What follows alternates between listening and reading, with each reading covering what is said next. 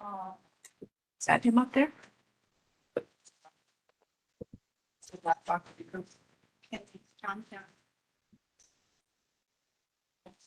It's the one in black.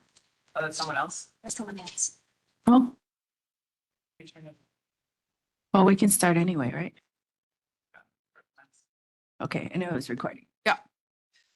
Right on. Good afternoon. Aloha awinala kako. Welcome to our Maui Planning Commission South Maui Community Plan meeting of Tuesday, January 14, 2025. Director, roll call, please.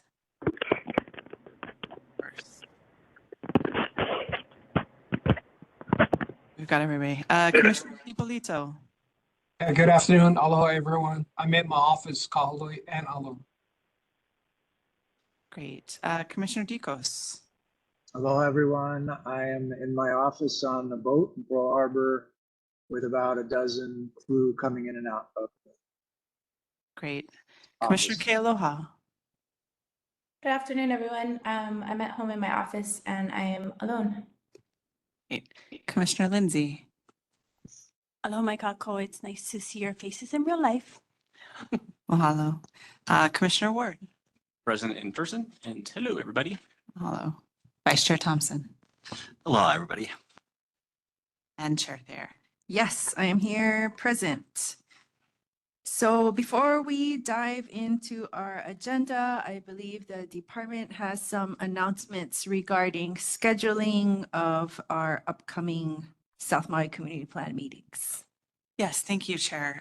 So we have met together as a team and discussed some of the agenda items that are in front of the Planning Commission in the next 6 months or so, and then taken stock of what we had ahead of us for the South Maui Community Plan. And we're proposing a pivot to a different approach to how we've been doing these meetings. As you know, we've been doing these meetings in the evening from 4 to 7. Well, what time is it? 3 to 7.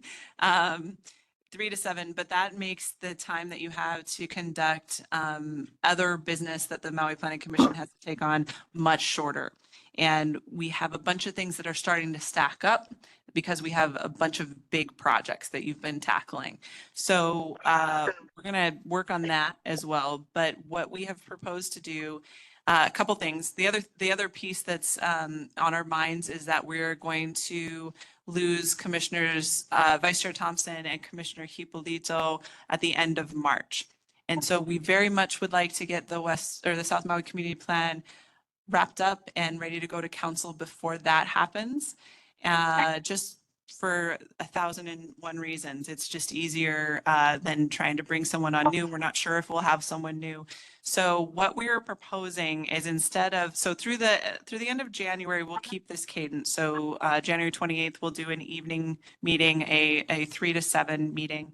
And then starting in February, we would propose 2 all-day meetings, one in February, one in March, to wrap everything up that we have left. And so those dates, we polled you all to figure out a date to reschedule Honua'ula, which we need to do a meeting in the district in order to complete that task. And so we polled you for the dates February 18th and March 4th. And we have critical mass to have meetings on those days. However, there are some logistical issues with having meetings on those days for a meeting in South Maui. So what we would propose to do is take those days where we have critical mass and devote those meetings to South Maui Community Plan and wrap up the South Maui Community Plan update. Those would be all day meetings. Those would go like 9 to 5 or whenever we lost quorum. So if that was earlier, you'd need to let us know that. But that's what we would propose to do. And we welcome your questions about that, your feedback on that. We think it's a good way to get through what we have left in a meaningful way, and then pass your good work back onto the council so that they can finalize the South Maui Community Plan. Karen, did I miss anything? And I believe Candace Thackerson is on if I missed anything, Candace. I'm here and you covered it. Okay, perfect. So that is the department's announcement. If there's any strong pushback to that, we can discuss it now. But that's what we would propose. Commissioner Lindsay. Just one concern is public testimony and it being during work hours. So I don't know, maybe we could like push it back till 11 and then go till 7. I don't know, something like that so that, or, you know, some way of allowing public testimony during not work hours, especially if we're going to be out in Kihei. We will not be in Okay. Kihei. We will be here. So, you know, the planning commission meets all day, all the time. This is not the last opportunity for the community to engage in this process. That would also, that they have that opportunity in front of the council. So I just put that in your thoughts. The other thing too is you know, part of the reason we're proposing this is because public testimony takes up so much of your thought time. I'm not sure, and we can certainly talk to Hopper about whether or not there's a way to offer testimony periods multiple to, I hesitate to say the words out loud, but be creative with testimony so that we can meet that need. Because I concur, a lot of planning commissions across the country just meet in the evening and that's it. And a lot of councils meet just in the evening because that's when people can make those meetings. So I hear you. We'll look at a way to address that concern. Yeah.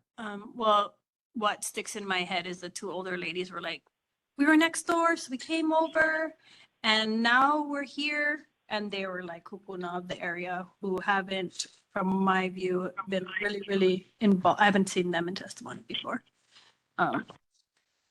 Yeah. Understood.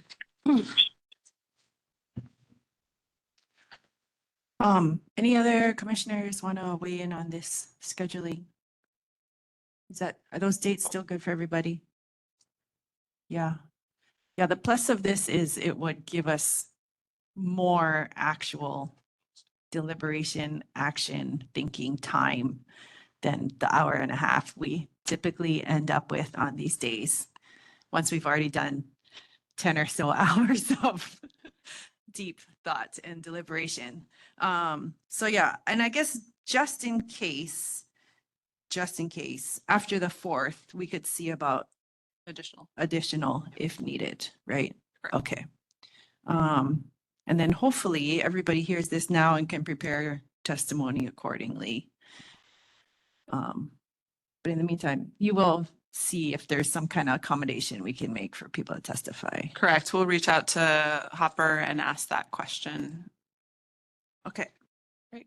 Thank you. Yeah, Commissioner Ward. Thank you, Chair. But we'll still be virtual, correct? So people could still testify. Absolutely. Yes. So I think that kind of, They won't have to physically be here Right. to so testify. they could still testify. And then obviously we always encourage the written testimony. Yes. I encourage it because it's better for me. I can read it, pay attention. So great. Encourage everybody to do written testimony. Thank you. Chair. Okay. Anybody else want to weigh in or everybody good? Thumbs up? Thumbs up. Okay. All right. Thank you. Now we can get into our agenda items. Item B1, unfinished business. I guess could you read us into the record? Yeah, I thought I was there and now I am finding that I was not. 1 second. Okay, here we go. So today, Ms. Kate Blystone, the planning director, transmitting the South Maui Community Plan Advisory Committee's recommended revisions to the South Maui Community Plan pursuant to the provisions of Chapter 2.80B of the Maui County Code. Karen is your planner as always, and I believe we have to start with public testimony. Yes, we do. And just a note for everybody, the department did put out a memo with their recommendations for these sections that are on this agenda. Sorry, one other thing, Chair, just to remind testifiers, we are going to be talking about subareas 4, 5, and 6. So Wailea area, Makena, and Ahihi, Kina'u, Kanaio area. So just FYI, that's what the commission will be discussing. We will also be discussing the areas of stability, the gulches specifically in that section. Okay, so I assume we have people signed up to testify. Yes, so we'll start with in person. First person is Jeff Ueoka, to be followed by Christian Chan and then Janice Hill. Thank you. Good afternoon, everyone. Try to keep it brief. Appreciate all of your time and all the work you guys put in. My name is Jeff Uyoka. I'm here to expand on the written testimony I submitted on behalf of the owners of the shops at Wailea. We're respectfully asking the commission to update the shops' small town center designation in the draft South Maui Community Plan to the more appropriate resort hotel. Making this change would align with existing uses, ensure consistency with zoning, and mirror the treatment of similar properties in the recent West Maui Community Plan. In reviewing the Wailea submap, it appears that RH has only been assigned to existing transient accommodation properties. However, RH is envisioned to include a broad range of uses and is not intended to be limited to just transient accommodations. The shops is a gathering place in the heart of Wailea Resort and serves as a primary dining, retail, entertainment, and amenity center for the surrounding visitor accommodations. It directly supports the visitor experience through restaurants, shopping, and cultural events, embodying the vision for RH areas. Additionally, as defined by the draft community plan in Appendix F, the shops' current zoning resort commercial or BR and hotel or H2 aligns with the RH designation, not small town center. Designation of shops as RH would avoid creating an inconsistency between the current zoning and the community plan designation. The shops is concerned that if the existing use of the property as permitted by zoning is not consistent with its small town center designation, any future activity at the shops considered development under HRS Chapter 205A for SMA purposes, including repair and maintenance type work and retail tenant construction, has the potential to be denied an SMA permit due to inconsistency. An RH designation would also be consistent with the designation of the similarly situated Whalers Village Shopping Center and Ka'apali Resort in the West Maui Community Plan. Like the shops, Whalers Village is Zone BR Resort Commercial District. However, it was designated RH in the updated West Maui Community Plan. Whalers Village was designated as Business Commercial in the previous Community Plan, similar to the existing Kihei Makena Community Plan designation of the shops as Business Commercial. In closing, the RH designation is the best fit for the shops at Wailea. This change will prevent any uncertainty and legal complications by maintaining consistency with zoning, enabling the shops' 30 continued seconds. economic contributions and maintaining the landowner's rights while also respecting the community's broader vision for Wailea. We hope the commission will support our request to make this change. I'll hang around if you guys have any questions or need more information from me. Thank you. Thank you. Commissioners, any questions for the testifier? Oh, Commissioner Kealoha. Mahalo, Mr. Uyoka, for your testimony. I was hoping you could expand to just clarify or like maybe give an example of what you mean, because you said that the small town center, designating the current designation might prevent you from making repairs.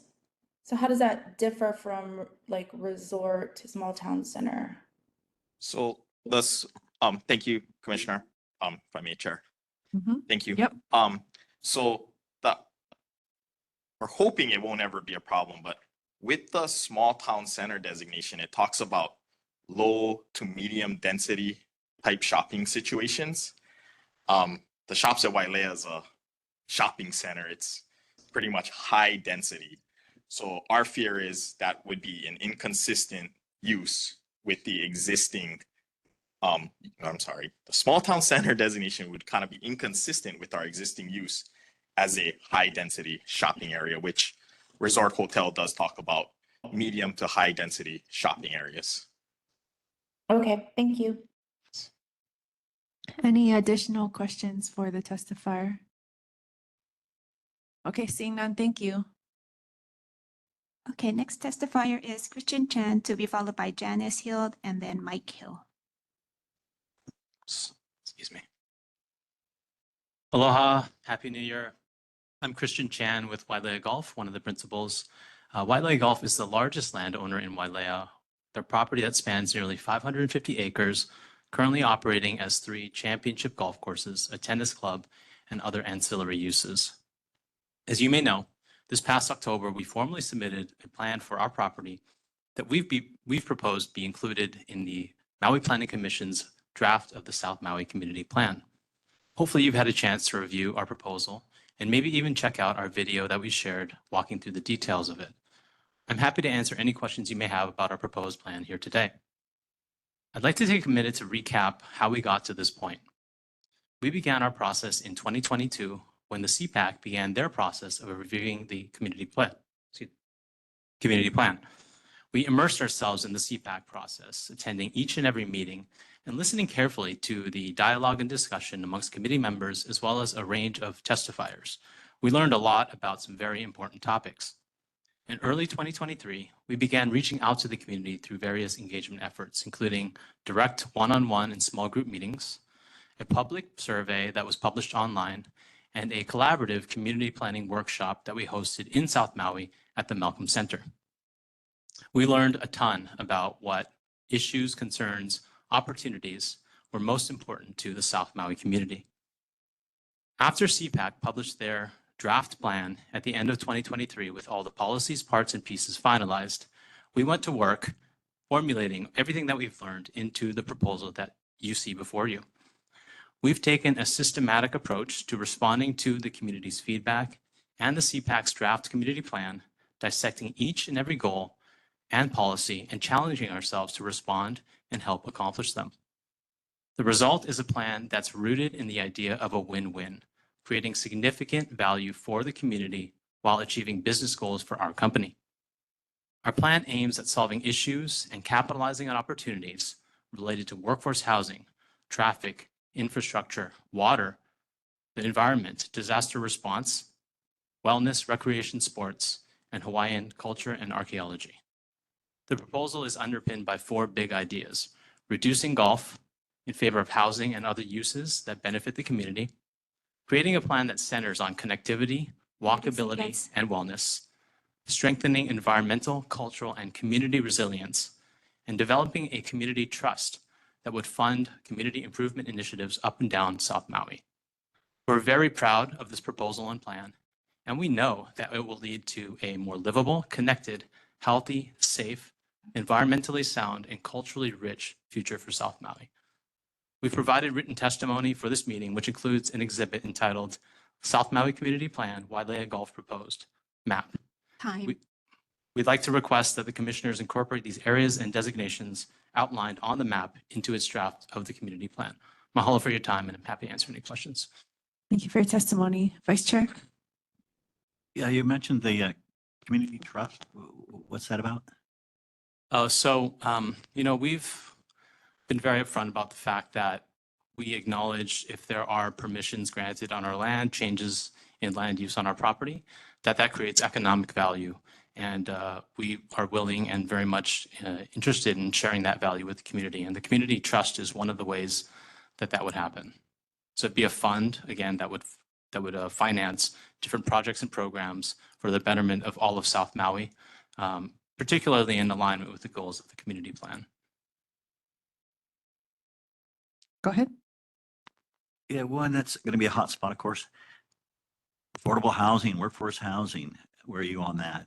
Are you going to make the percentages or? In prior testimony and discussions with CPAC, we have committed to building in Wailea more than the legally required amount. We're shooting for a minimum of 30% ratio, and we hope it can be higher than that.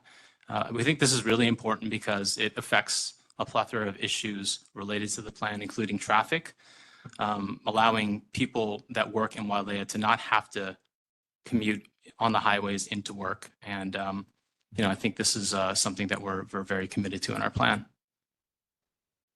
Checks another box. Go ahead. Another hot spot, water. And I know, I'll ask you about the golf course, but I think they take, especially down there, maybe 1 million gallons a day or something for a course. Are you going to shut one of them down? Is that what it is? It's a little more than that.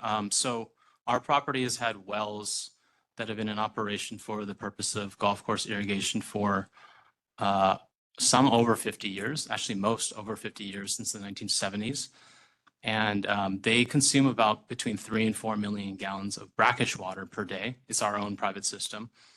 And the idea would be when it comes to water, that the brackish water, if we're able to reduce the footprint of golf, that water, the brackish water could be repurposed, desalinated through reverse osmosis to be our primary source of potable water.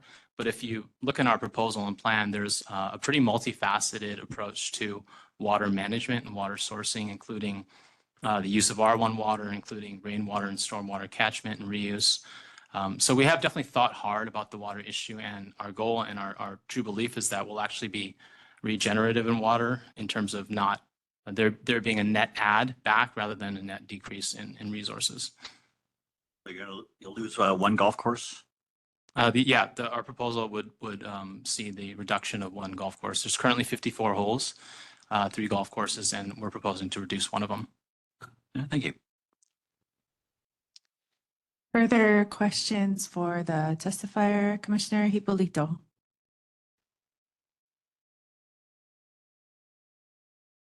Sorry, Oh, Chair, on. maybe real quick.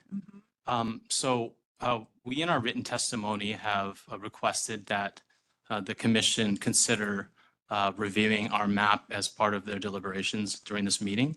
I'm not sure if it's more appropriate to maybe save questions in the interest of other testimony for then, or I'm not, I just wanted to throw it This out is going to be the only time we'll be Okay, able to fair- ask fair you enough. questions. Yeah, fair And enough. just for reference, you said you submitted written testimony for this meeting, or are you referring back to it? there. Both this meeting as well as the October meeting. Okay. Correct. Yeah. Commissioner Hipolito. Thank you, Chair. Thank There- you, Mr. Chan, for testifying. Could you share more about your company? Sure. Yeah. Our company is a family-owned company. It's owned by my family, and we acquired the Wailea golf properties back in 2003. So we've owned it for the last 22 years. And we're very proud owners of the property, proud to be major employers in the area, proud to operate a world-class sports and recreation facility. And we intend to continue that legacy into doing better things for the community with the stewardship of our land. Sorry, a little bit about our actual family company. It was founded by my father in the 1970s. And we like to focus on what we consider community building, which has both for-profit and nonprofit aspects to it. Thank you for sharing. Chair, I have another question. Go ahead. You mentioned about cultural and archaeological. Could you expand more in how that's going to play in your in the proposed Sure. elements in your area? Absolutely, Commissioner. Thank you. So I mentioned in my testimony earlier that we've been engaging with the community since early 2023 in discussions, so for well over a year now. And we, as part of that, it certainly included the cultural community. So Ahamoku, people with lineal ties to the area, have been central in our discussions since the beginning of that process. And we've considered it of primary importance to weave in issues related to everything from resource management to history and heritage through to the practice of contemporary practices. Sorry, hold on.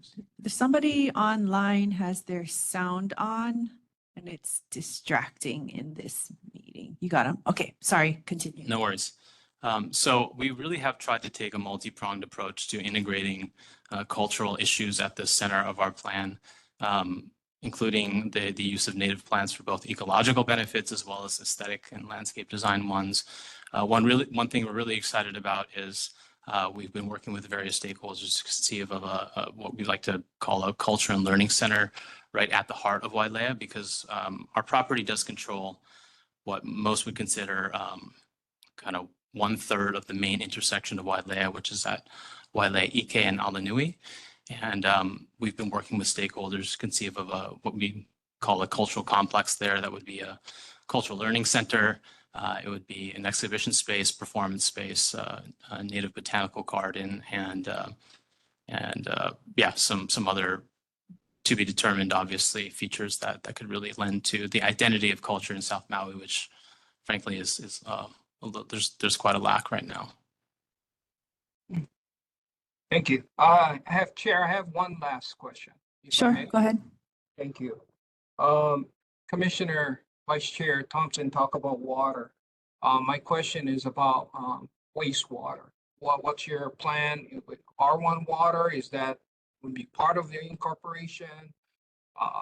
treatment systems. Could you share if you have any ideas already or concepts already in your plans? Sure. So for the actual treatment of wastewater, we are within the Kihei wastewater facility catchment area. So we would definitely be using, at least in part, the Kihei facility for the treatment of wastewater. When it comes to R1, sorry, I'll back up for a second. We all have also looked at various forms of localized or decentralized wastewater treatment, including the use of scalping plants. So that's something we've been investigating, which has sort of the dual benefit of not overloading the existing facility, but also creating localized R1 water that can then be deployed for non-potable uses. And then we've also been working with various county and community stakeholders to try to realize the extension of the R1 system into Wailea, so that we can get hotel users in particular off of potable water for the use of irrigation. So it's again a sort of a multi-pronged approach that we've taken, and I hope that answers your question. Yes, it does. Thank you, Chair. Appreciate your response, Mr. Chen. Thank you. Commissioner Ward? Thank you, Chair. Thank you for your testimony. Could you maybe speak to how you've been engaging or working with specifically WCA or maybe other entities around connectivity and retrofitting and walk paths, things like that, of kind of how that would all work? Yeah, obviously, I'm sorry, like our proposal is pretty dense. And so I wasn't able to touch on everything in our testimony, but one of the big things that we're looking to implement across Wailea to the extent possible within our property is the integration of a multimodal system. So that would be a walking and biking paths as well as trails that would allow people to not necessarily have to drive everywhere within Wailea, and hopefully also have sort of a trickle through effect to Kihei as well. We've definitely got a lot of feedback from the community that was a #1 priority when it came to transportation and mobility. In particular, a system that is like separated from the road by a median or a curb or some sort of safety mechanism, rather than just striped as sort of a little lane on the side of the road. And so we've come to a conceptual plan where we would dedicate land along Wailea Alanui and McKenna Alanui for the integration of a main north to south connector that would be multimodal, specifically for walking, biking, and other modes that are non-car modes of transportation. And those would connect various parts of the community together in a hopefully safe and easy to use way. Thank you. Further questions for the testifier? Commissioner Dicos? Thank you, Chair. Thank you, Mr. Chan, for your testimony. There was a lot of talk about water. You mentioned goal of net positive water. So that's music to my ears, being part of the solution rather than just mitigating part of the impact. Yeah. Can you expand a bit more on that? That's a high bar to meet. How do you Sure, hit fair enough. net positive? So I'll try to talk in high level rough terms. So as I said, the golf course is currently used between 3 and 4 million gallons per day, depending on the season. And so, rough numbers, if we just take the 3 and we reduce one golf course of use, that's approximately 1 million gallons per day of brackish water that wouldn't be extracted and used for the purposes of golf course irrigation. That water could be repurposed for domestic use, for households, and for housing.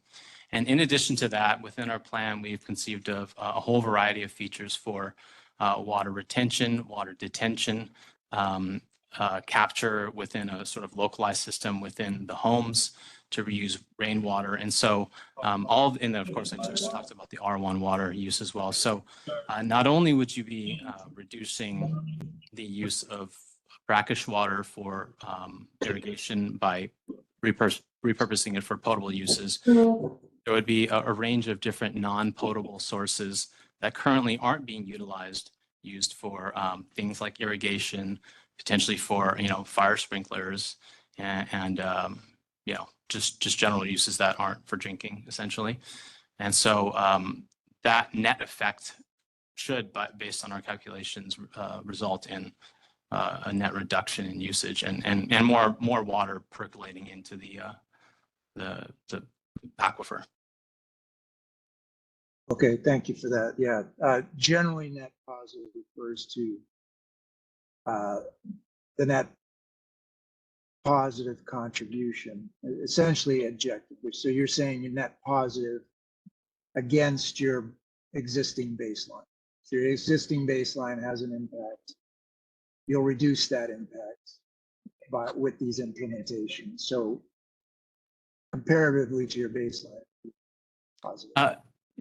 Yeah, sorry. I think both in terms of in relation or reference to current usage, but also I think in terms of recharge, groundwater recharge. In our plan, we have pretty extensive information that we are looking to implement related to a whole variety of green infrastructure, ranging from gulches and bioswales and restoration of existing natural features, but also engineered features that would serve the purpose of holding water on the land and allowing groundwater recharge. So I think it's sort of a little bit of column A and a little bit of column B. Okay, yeah, generally net zero would be every drop of water used on the property would make its way back down. So net positive, obviously a high bar, but I hear what you're saying. Appreciate it, guys. And I'll just last thing I'll add is I think, we're very interested, as I said earlier, in more localized, i.e. home by home systems that we would use as a requirement in any building sort of, I won't call it building code, but regulations that would govern our own construction of these homes. Great, thank you, Mr. Chan. Thank you, Chair. Any further questions, Vice Chair? Yeah, just one more there, or two. One is traffic mitigation. I'm sure you're going to get a lot if you're building houses and all that. You'll have quite a few. And second, there's already several owners there, large scale projects that are going on. And why would it be important to have yours in there? Okay, I'll take those piece by piece. The traffic, of course, is a primary concern and issue that people raise in any conversations we have typically about any proposed project. I think our approach to traffic is to try to keep traffic localized, i.e. if you look at our plan, a huge emphasis is put on mixed use areas that have local daily neighborhood serving businesses that aren't provided in the area right now, that people actually have to leave the area on the highway and on other major roadways to attend to. So we've very intentionally placed different mixed use areas within typically a quarter mile of both existing and any proposed new residential neighborhoods, so that things like grocery stores, salons, maybe even banks, or other service providers that people right now in Wailea and probably Kihei are leaving, maybe even South Maui to attend to, could be located within our neighborhoods. So that's one way of reducing traffic. And then also, I think the workforce housing piece that we've talked about earlier has a huge effect on traffic, because typically the concern is during peak periods of the day, i.e. Morning and afternoon rush hour.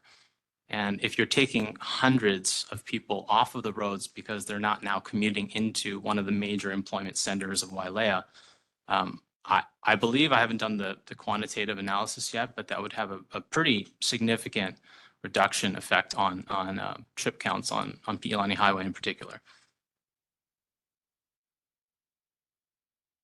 The other was. Oh, sorry. Heating with something. Right. So we've, yeah, no, I mean, I've gotten this question before that, hey, why propose more? There's already so much being proposed in South Maui with 670 Honuaula, stuff at Lipoa, and other property owners.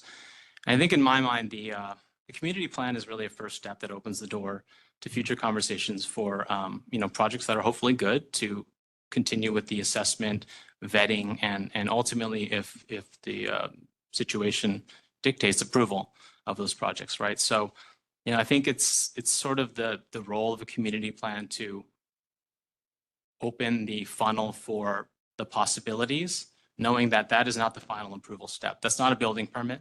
That doesn't mean something's going to be built tomorrow.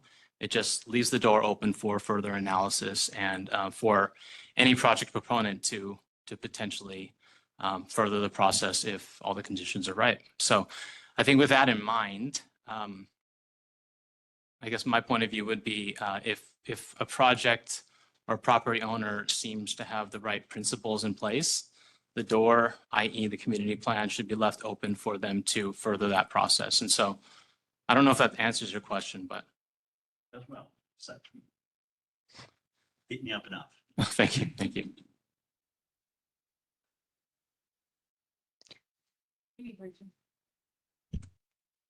Okay, further questions for the testifier? I guess I would follow up on this line of questioning. So the area you're proposing in your map for residential is pretty large. And so, along these lines of, yeah, I understand opening up the possibility. On the other hand, you can also propose a community plan amendment after this is done. Mhm. And so if you could, explore this further, why so large an area? Why not propose part of the area you Sure. have set forth, thinking of all sides of this? Sure. I think there's a few ways I'd like to answer that question. Firstly is, I think one reason why our property is important to consider is because it's already altered land, right? And this is not to take away or direct attention to anyone else's property but our own, but for better or for worse, it's been disturbed. And there's an existing use on it. There's been pretty extensive archaeological surveys, so we kind of know what we're dealing with there. And it's also within sort of a catchment area of existing infrastructure and utilities.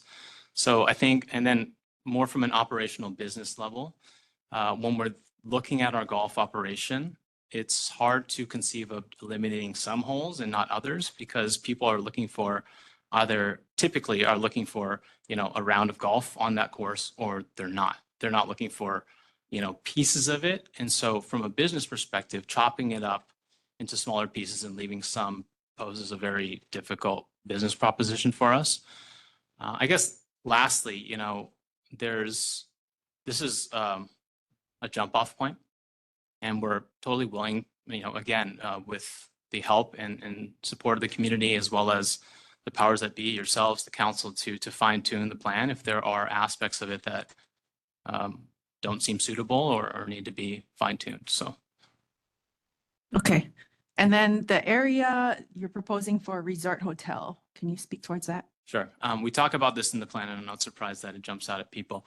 So one thing that we pride ourselves in is, and I think that Maui County places a priority in, is excellence in sports and recreation and wellness.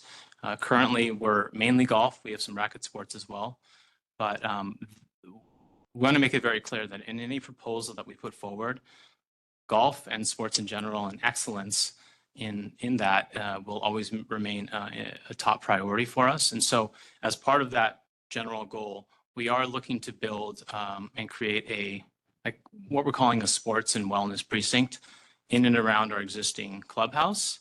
And so that would involve golf, but it also would involve a range of other sports, recreation, and wellness oriented features, racket sports, practice fields, studios for fitness, yoga. We haven't exactly gotten to the program, but I think you probably get the picture. Another important priority for us is to attract professional sports tournaments and events. And I think this pairs well into the county's goals for economic diversification, i.e. not just tourism for tourism's sake, but purpose behind why people come to this beautiful place. And so if that's our goal, and we do expect to attract sort of purpose-driven visitors, we think it's appropriate, and it really would be the only designation appropriate to house and accommodate those visitors for that very specific purpose. Okay, thank you. Any further questions for the testifier? Commissioner Dicos. Thank you, Chair. It sounds like you care a lot about affordable housing, giving back to the community, cultural, environmental issues. So I don't know if I'm allowed to do this, but I just checking the housing market in Wailea. 17 homes range from 3 million to 17 million. So with a 30%, so there for every affordable home, for every 3 affordable homes, you'd have 7 large mansion homes, high-end homes. And, you know, the way we're going to get a handle on the affordable housing is to get more affordable housing, not to increase the high demand. So I just want to leave that as a question. The second one, with regards to our tourists, I'm not sure what the visitor to resident ratio is in Wailea, but it's probably similar to West Maui, pretty high, 50%, 40%. That's way beyond our island plan goal of 33%. So adding more resort tourism is going to exacerbate that issue. Can you just speak on those two? Because I know Sure. the community is important to you. Yeah, no, absolutely. So on the first one, yes, we have committed to building more than the legal requirement. We've stated a minimum of 30%. It could potentially be higher than that. But another really important piece of the affordability formula that we articulate in our proposal is the mix of market housing. You mentioned 7 mansions. We are shooting for a rough ratio within the market and the market element of our housing mix to do 40% missing middle. So missing middle, as I know all the commissioners probably know, are the non-single family, typically attached duplex, triplex, townhome, maybe really small lot single family types. And, you know, I think I want to stress the importance of that because I've talked to a whole bunch of folks who feel like they're stuck in the middle. They can't obviously afford the mansions, but they also, you know, are gainfully employed and don't qualify necessarily as a household for legal workforce housing. So there's this gap, right? And so, you know, we are more than any other type, you know, single family or multifamily, we are trying to center our unit mix in these missing middle types. So I just thought that was relevant to your question. So I think alongside the mix of market housing as well as the above the requirement commitment to build workforce housing, we're doing a pretty good job of trying to mitigate concerns like that. To your second point, you know, it's a pretty long and in-depth conversation to get into the role of the visitor economy in Maui, but I guess I can just speak for myself in saying that, you know, I can understand frustrations with just tourism for tourism's sake. And I know that the county and I know that the state also has goals with a lot of smart people who are thinking about this of how do we make visitor economy, if it's potentially always going to be part of our economic mix, more purposeful. And I know that sports and recreation are one of them. So again, I don't know if that answers your question, but I guess that's just my own personal perspective on the issue. Okay, I appreciate that. Thank you, Chair. Thank you. Further questions for the testifier? Everybody good? Okay, thank you. Thank you. Testimony. Next testifier is Janice Hill, to be followed by Mike Hill, and then we'll go to online testimony. Aloha, Winala. My name is Janice Hill, and I testified last November about this Kupuna Council that we're trying to coalesce with Palakalani Kau, the other old lady that testified last year.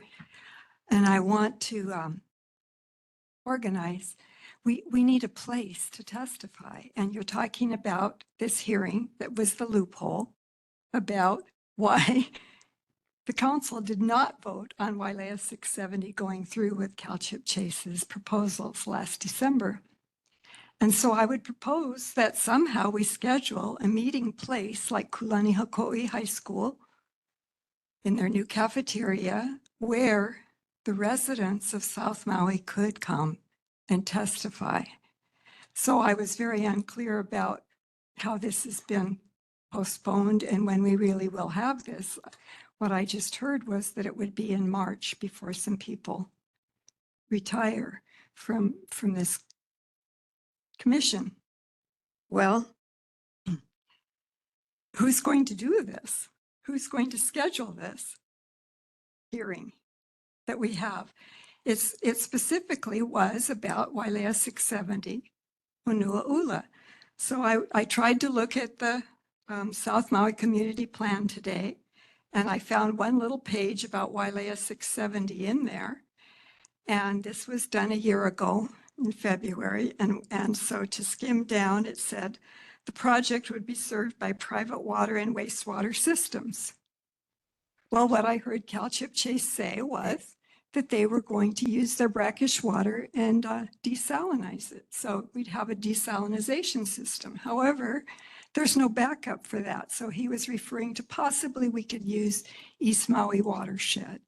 Well, we know that would then turn into Wailuku River, which sources the water for most of this side of Maui. So that never got solved. And then the other part in this page 102 of your South Maui Community Plan says that the project will include significant public infrastructure improvements, including the widening of Pi'ilani Highway to 4 lanes. Well, we heard the testimony at the county council that Calchip Chase said, no, that they were going to get the state to do that.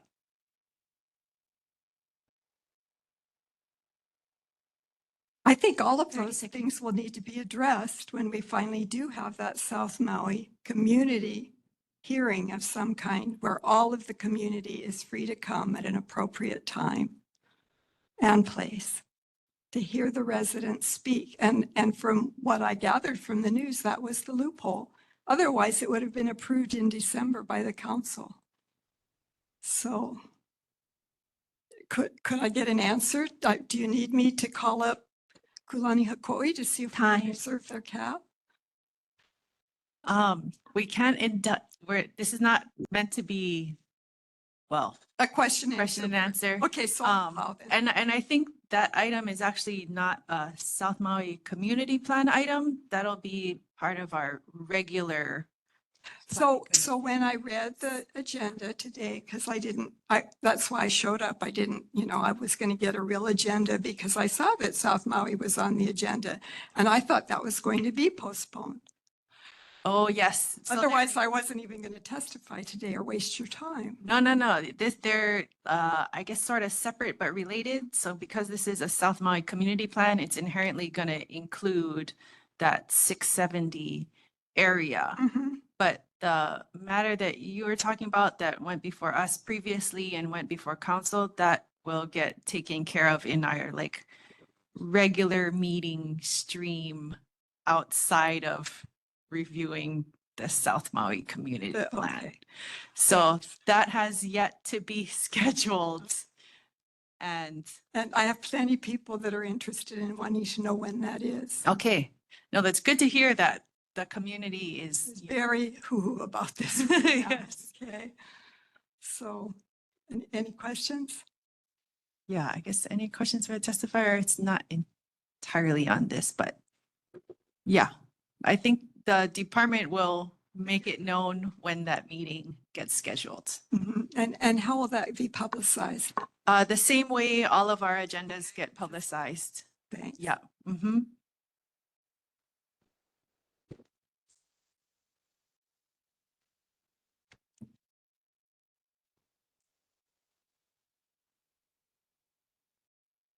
Good afternoon.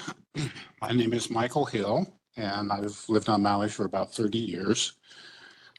I just wanted to comment on one thing. I think my wife that just testified has spent most of the day going over the South Maui Community Plan draft that exists now.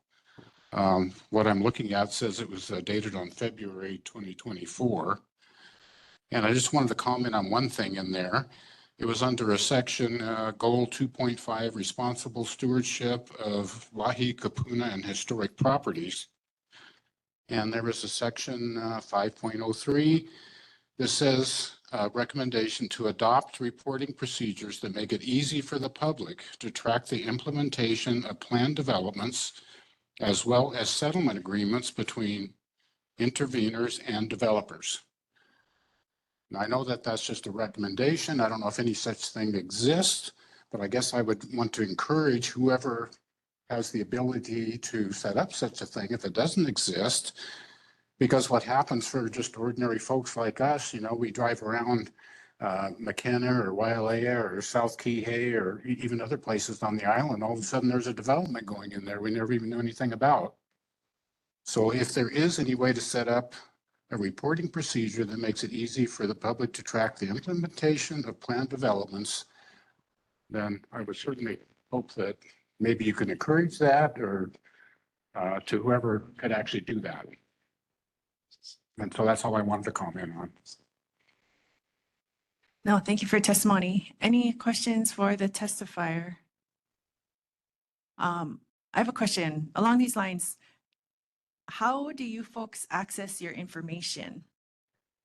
Well, we just looked this up on the internet, you know, and looked up for, you know, the Maui Planning Commission and trying to find out the schedule. And of course, you know, like we said, we saw that this was actually on what I just mentioned was on page 142 of the Planning Commission thing. I don't know how many overall pages there were, but there's a whole bunch of them.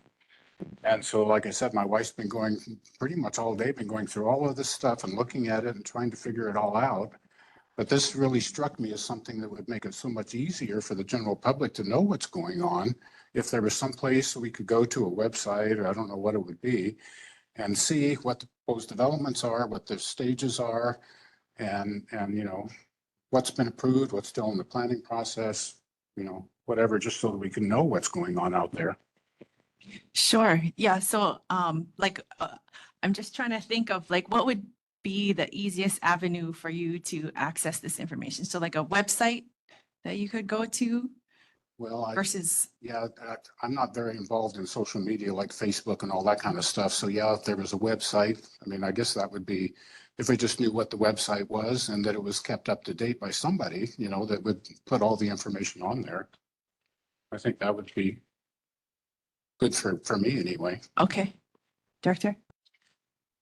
Just that this item is not on the agenda for tonight, so the commission will take it up next time. But we do have the planning department website, and the planning commission has a website that posts all of the items on that agenda. But I think what we're talking about is a broader thing, and certainly something that the planning department has been trying to figure out how to do. So we hear you on that. Mhm. Yeah, and I'm just interested in, you know, how to get more people engaged in this process and to know what's going on the island and like what would be the best way to disseminate information to, you know, your peers. Well, I think one thing that I found anyway is if you want to go and research and say, okay, what's on the agenda for the planning commission or what's on the agenda for the county council? And they'll say, okay, so there's a proposal to make a change in such and such, but they don't say what that change is. I mean, they don't say what it is now and what it's going to be changed to. They just says that they're going to discuss a change. And so that doesn't really tell you anything. Got it. Thank you. Any other questions for the testifier? Okay, seeing none. Thank you for being here.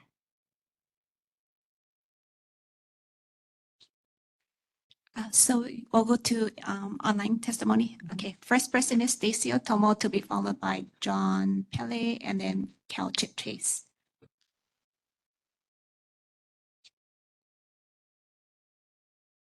Good afternoon, Chair, and members of the Planning Commission. My name is Stacy Otomo of Otomo Engineering Incorporated.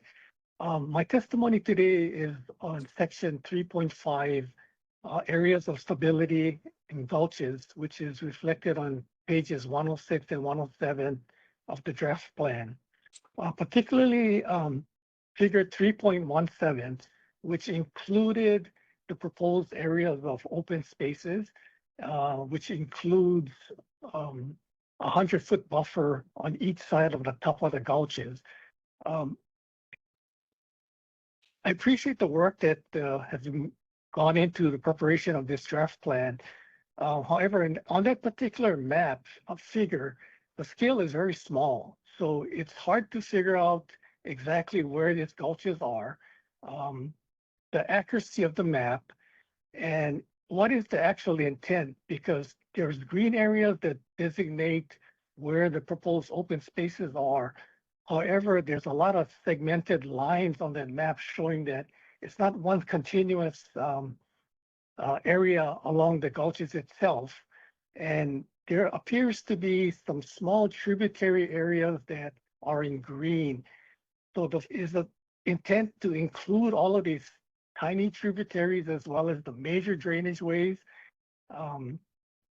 Also, in development near drainage ways, this is not a new concept. There's been a lot of development along the drainage ways, and the county has drainage standards and best management practices standards for water quality.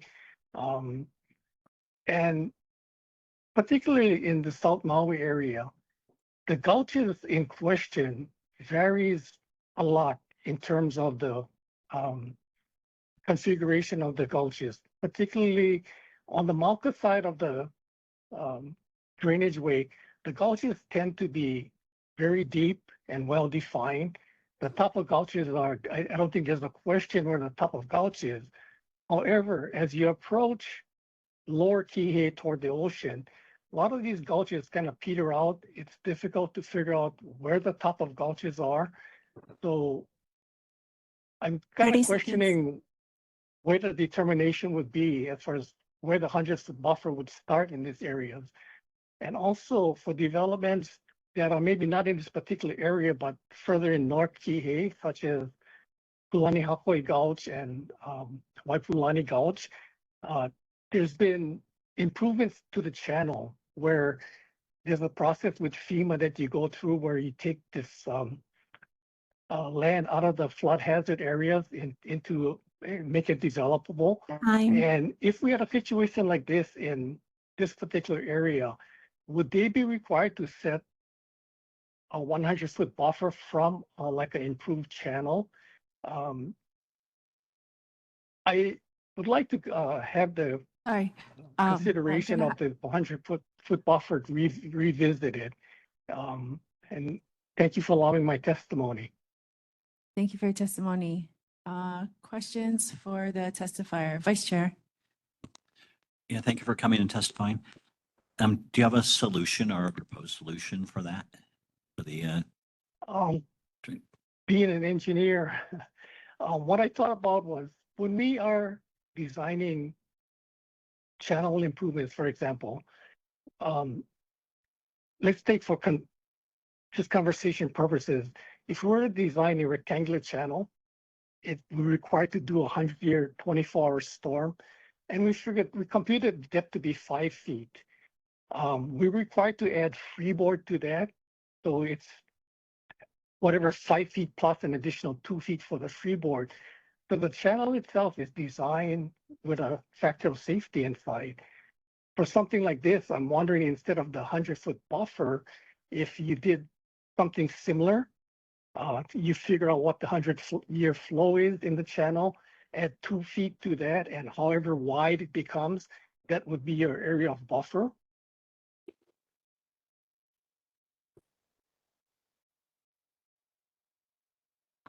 Okay, thank you. Further questions for the testifier? Commissioner Lindsay? Seeing as we're not engineers, can you possibly submit that calculation or something like it to the department as a testimony? That would kind of educate us a little bit more, given your credentials. We could possibly do a like a mock-up of area that we have information on and show you what the calculations would come out to be. This topic has been discussed pretty heavily here. And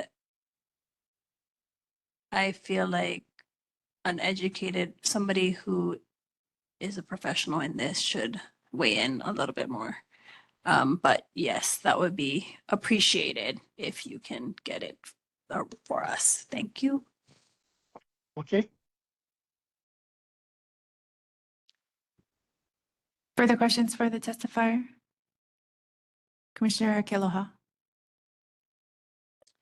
Just building off of what Commissioner Lindsay says, I think that's a great idea. And my concern is always, how does climate change impact this calculation for 100-year floods, which we're starting to see way more than every 100 years. And I'm just wondering if you could just like also include something about that in there to help for me to understand, like to make sure that that's being included in like the thought process as well. So that's always what I'm going back to. So that would be helpful for me to like. I believe the intent of the freeboard is to take into consideration, unexpected circumstances such as what you just mentioned about climate change. Okay, thank you.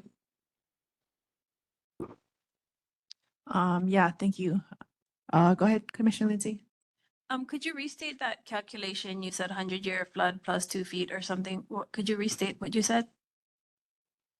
Okay, I gave you an example of if we're designing a rectangular concrete channel and we determined that the 100-year flood would reach a depth of 5 feet, the actual channel dimensions, the height would be 7 feet because we added a 2-foot minimum freeboard on top of that. Okay, thank you.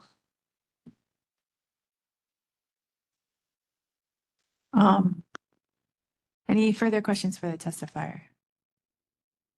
Okay, thank you for proposing a solution. All right, thank you for allowing me to testify. Okay, next testifier is John Pele, to be followed by Cal Chip Chase and then Johan Lau. Aloha and good afternoon, commissioners. I hope you can hear me. Yes, loud and clear. Go ahead. Okay, thank you. My name is John Pele. I am testifying today as the Executive Director of the Maui Hotel and Lodging Association concerning Wailea Sub-area map in specificity to the shops at Wailea zoning designation. I did submit written testimony, and I will promise I will be very brief in this oral testimony. So the Maui Hotel and Lodging Association supports the change in designation from small town center to resort hotel in the South Maui Community Plan for the shops at Wailea. We are of the opinion that resort hotel is more consistent with the current zoning of business resort and is an accurate reflection of the intended purpose of the shops at Wailea as a transit accommodation amenity for the surrounding properties. With that being said, mahalo for your consideration on this matter, and mahalo for the work that you do and the dedication to our community. I know this is your second meeting today, so thank you very much for the work that you do. That's it. Mahalo for your testimony. Any questions, commissioners, for the testifier? Commissioner Digos. Thank you, Chair. Thank you, Mr. Pele, for your testimony today. Can you, the switch from small town to resort hotel, and maybe I'm misrepresenting this, but the residential units that are built, so they would qualify for a transient accommodation under the hotel, but not under small town. Oh, I apologize, Commissioner. I'm not the expert on that. I believe you have an expert sitting in your audience. We just feel strongly that the current designation is business hotel, and it should remain. All the surrounding properties, and we feel strongly that it was, although it's a beautiful place, but we feel strongly that it was an amenity for the hotels. That's what we believe. And if you look at the way it's surrounded by hotel zoning, we strongly believe that that's what the intended purpose is. And one has to wonder why you'd want to change it to small town center. to be inconsistent with the surrounding areas. That's our stance. So thank you. But I'm not an expert on But you're just I read referring to you're just referring to existing. Well, it is, Not as future I looked at development. it. Yeah, well, the problem is that I see, and it's maybe it's not a problem now, is when you have, being a former Molokai planning commissioner, when you have inconsistencies like this in zoning, especially in a special management area, there could be some concerns down the road. Now we can't. I'm sure you guys don't have a crystal ball to see what those concerns would be, but we just feel strongly that consistency in zoning is applicable for that area.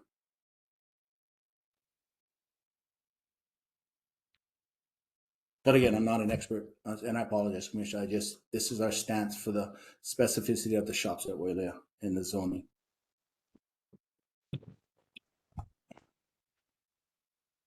Any further questions for the testifier, commissioners?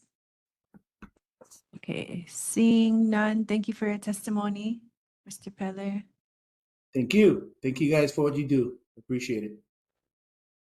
Okay. Next testifier is Cal Chip Chase, to be followed by Johan Lau and Rory Frampton. Good afternoon. Good to see you again, Commissioners. Cal Chip Chase. I'm testifying on two parts. The first is with respect to the community plan map for the Wailea 670 project district, the Honu'ula project. The project map is set out in different places in the plan. It's set out in full at figure 3.15, and then in part at figures 3.6 and 3.7. There was an effort through the CPAC process to align the community plan map with the approved land uses in the phase 2 map that this commission issued in September and November of 2022. I would say that they got it pretty close to right, but there are some differences between the community plan map in the South Maui Community Plan and the approved phase 2 map. And if you compare the figures that are included with my letter, the two maps, you can see those. One, for example, is the neighborhood center designation in orange. If you look it up toward would be the top of the map or north, it doesn't match the same area designation in the phase 2 map that's down below. They should look the same because those uses were determined in the phase 2 approval of those areas. The other big difference you'll see is if you look at the details surrounding the open space areas, most notably the gulches and then the big preservation area at the bottom, a lot of the lines are smoothed out or different from those shown on the phase 2 map. Those little nuances are critical. In part, they follow, especially around the phase 2 or the preservation area, they follow a settlement agreement. And so where those lines fall is important. And they also sweep in the community plan map more areas into that open space or preservation than were approved in the phase 2. So all we would ask is simply that this map attached here is substituted for the maps for this area, the same area in the community plan. The second item that I'm asking to testify, or that I am testifying on, is with respect to gulches. You've heard a lot of testimony, I think, as Commissioner Lindsay said, over the course of these proceedings. The point I would like to make is that under policy 2.4.6, open space areas in the plan can't be diminished or removed. And so when you're dealing with maps 30 of seconds.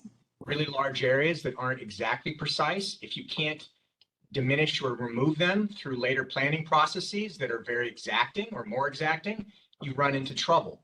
And so the maps that are used to depict gulches in this plan, therefore, need to be very precise. And there's been a lot of testimony from a lot of different people, including landowners of the areas, that they aren't precise, that they aren't accurate. The gulches depicted don't exist in their shapes or forms or widths depicted. And so I would ask either remove that language to allow flexibility or ensure that the gulch designations are precise. Thank you very much. Mahalo for your testimony. Questions from the commission? Vice Chair Thompson? Thank you, Mr. Chip Chase. Well, you come here a lot. We should have you sit on Yeah. this. So, the gulches, and we've gone over that a bunch. Is there I guess your solution was just make them exact or eliminate the thing. There wasn't any, because a lot of these gulches and some of them that are legitimate gulches but they have rounded edges, it might be a 50-foot slope before it goes down into a gulch or something. So is there something there that you would say, is there's got to be a certain amount of feet from there? Or I guess it's, how do you pick that point? Yeah, for sure. So I would either say that they need to be mapped in a way that actually looks at the not just a topographical map, but ground truths, or in some other way truths the existence of the gulches and its dimensions. That's what's reflected in our phase 2 map, is very precision mapping of the gulches that are in Honouula. That might not be practical for the long range staff or for this exercise. So the alternative to me would be to recognize that as you go through further processes, whether they're zoning processes or subdivision processes, more accurate maps are produced. And so if the gulches are merely representational, allow some flexibility through those other processes for diminishing them, for removing them, if those more precise maps in fact show that they don't exist or don't exist in the form, shape, or location indicated on the community plan map. Thank you very much. Commissioner Ward. Thank you, Chair. So thank you for your testimony.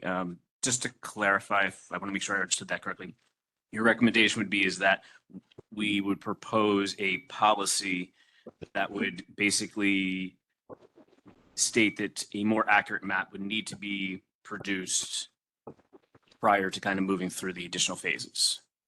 Did I get that right? I think you're pretty close, Commissioner. What I would say is that you'd recognize that the community plan maps, including the depiction of the gulches, are in some sense imprecise or conceptual, right? They're not intended to be drawn to survey grade, for example, and they can't be. And so you'd allow for alterations of the locations, the shapes, the existence of them, the dimensions of them, if through those further, more exacting processes, it is shown that the gulches don't exist where indicated, or aren't as big as indicated, or don't have the shapes or dimensions that are indicated. That is what I would propose, is that you leave the plan at its conceptual stage where the maps have to be, and you allow flexibility and precision as the processes proceed. Okay, thank you. Follow-up question? Yeah, go ahead.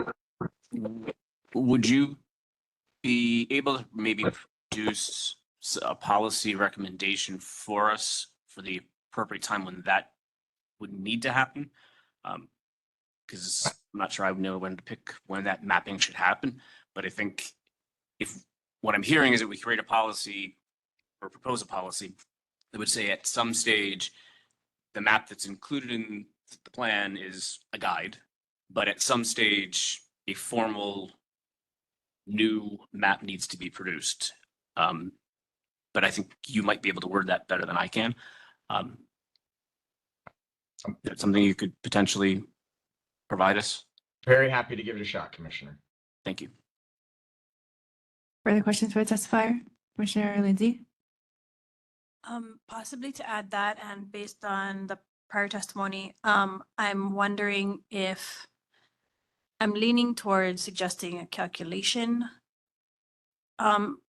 And then it can be calculated from there, so it allows some variability. If you can possibly include it to be some suggested of that, because that would be helpful for us. Yeah, absolutely. I followed that discussion. I thought it was a good one.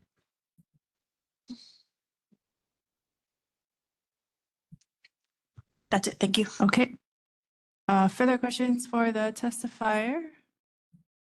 Okay, seeing none, thank you for testimony. Thank you, Chair. Thank you, members. Next testifier is Johan Lau, to be followed by Rory Frampton.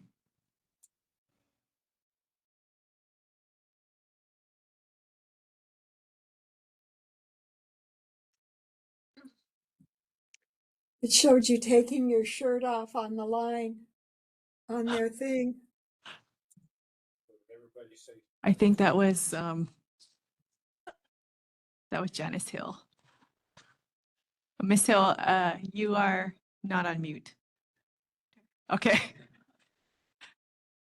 Mr. Lal, are you online?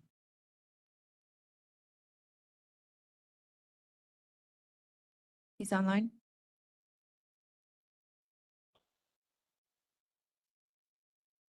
He had his hand raised, so. Okay. put him on the list. So we'll just move on then to Sure. Barry Frampton. Yep.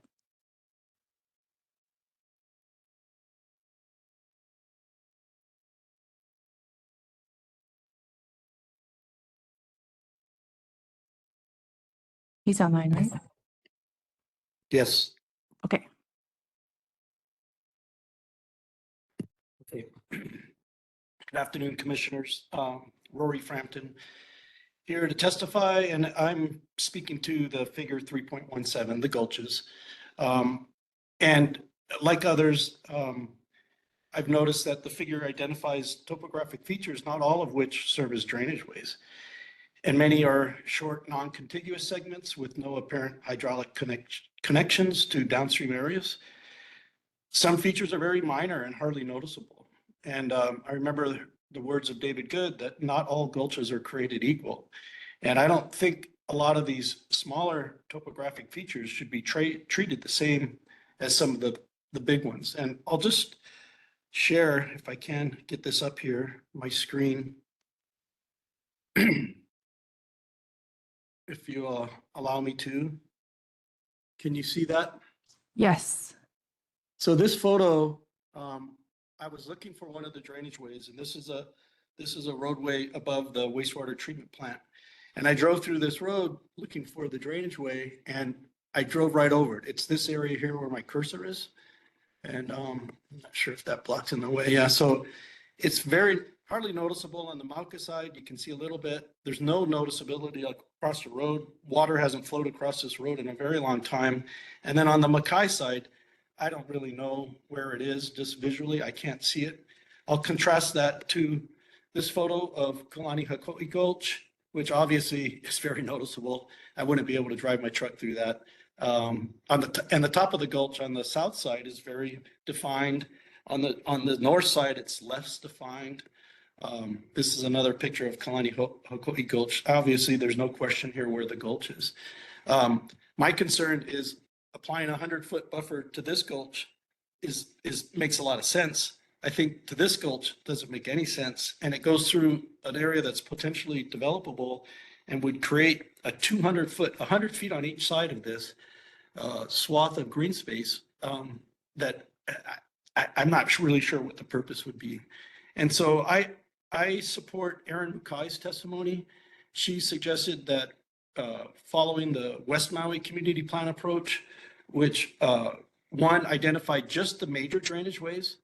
And I think the major drainage ways are named in the earlier policy statements. And then getting rid of all these 30 small little, seconds. and getting rid of the smaller squiggly lines that you'll see on her testimony, that an example of that occurs in the Lapoa area. And also allowing for flexibility when you're using low impact design, which is also allowed in the West Maui Community Plan. So I'd like to suggest being consistent with that plan. And in terms of identifying where the 100-foot mark starts, one approach that I've heard could be that it's 100 feet from the 100-year storm inundation limit. So find out where the 100-foot storm is and go 100 feet out from that for those major gulches. That's just one suggestion, but I really like Erin's testimony about following the West Maui Community Plan approach. Thank you very much. Mahalo for your testimony. Questions for the testifier? Seeing none, thank you for your testimony. Thank you. Thank you, Chair. That's all the people that signed up. Should we check on Johan Law? Oh, and Mr. Frampton, you can stop sharing your screen. I'm trying to. Okay.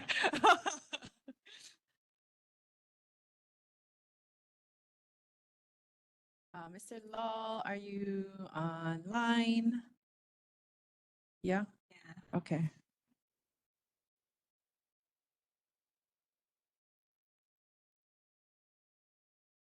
Is there anyone else signed up to testify? Oh yeah, you can come up.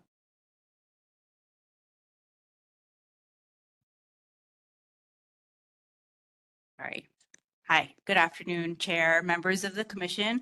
I'm Erin Mukai with Pacific Rimland here today for the Maui Research and Technology Park. Thank you for your time and for all your work on this plan. I'm here to testify on Section 3.5, Areas of Stability Gulches. We're concerned with Figure 3.17, which identifies gulches and drainage ways in South Maui and sets significant development restrictions. The figure informs policies, specifically policies 2.4.5A and B, that prohibit new structures within 100 feet of these features. Our concerns can be summarized in 4 main points. 1, overly broad restrictions. This map applies a broad brush of significant limitations across a large area, even in places where development could be done responsibly. 2, inaccurate mapping. The figure is based on GIS data and not ground truth. Some areas marked as gulches are either minor features that are not hydrologically or even visually significant, or have already been graded and no longer exist. For example, in the Maui Research and Technology Park, many of these features that are on this map are not significant, and in some areas, they've been graded after we've received approved permits from the county. These open space designations go right through our planned roads, and our community would be significantly impacted by a 100-foot setback. In one area, our whole village center would be wiped out. 3, implementation challenges. The map is set at a regional 1, but applies specific measurements through its policies. There will be inconsistent interpretations, and implementing this will be challenging. 4, safe development is possible near drainage ways. It's possible to develop these features in a safe, near these features in a safe and environmentally responsible way using best management practices and low impact strategies. The county already regulates drainage and flood issues through its permitting process. Please review Figure 3.17 and its impact carefully. A more reasonable approach, similar to the West Maui Community Plan, could identify only the larger significant gulches, the named gulches, on the map and allow development with proper stormwater management practices. 30 seconds. So I do have copies of the written testimony that we submitted online here with me today. And the testimony also provides the specific language in the West Maui Community Plan in their map, if you want to pull it up. Thank you. Mahalo for your testimony. Questions for the testifier? Vice Chair? Yes, the ones that, and I think it was on our last meeting for the Kihei Research Park. And there was a section, I think at the very top, most macaw of your property there was some gulches there. And are those areas built out now? So there's some areas, if I'll pass out the hard copies of the testimony, but I've pulled out our controlling plan map, which is part of our code, and we've overlaid the open space designations from the county's map onto that. And you'll see that these open space areas go right through our development and our roads. So this here is an example of a subdivision that was just constructed. And so we built roads in the area. We graded our lots because we were allowed to do so with permits from the county. And so it doesn't even look like how it maybe looked when GIS was considered during this mapping. So essentially, I think there's a lot of these smaller kind of topographical features that are being picked up in the map, which on the ground, we question if it's worth preserving. Sure. And, we're in a hard spot there in that we don't want someone's house to get swept away because then they're going to point here like, what are those idiots, But on the other, like you say, where this is already graded land. And is there drainage there too? So from the old gulch or what So from what I've seen, I mean, some of the larger gulches that run near our property, like Waipuilani Gulch, during times of storm, definitely water comes through there. But I personally haven't seen water go through some of these smaller areas that are identified on the map. Right. Okay. Thank you. Any further questions for the testifier? Okay, seeing none. Thank you. Thank you. And I'll just leave the testimony. That's the same one that was submitted, right? Okay, okay.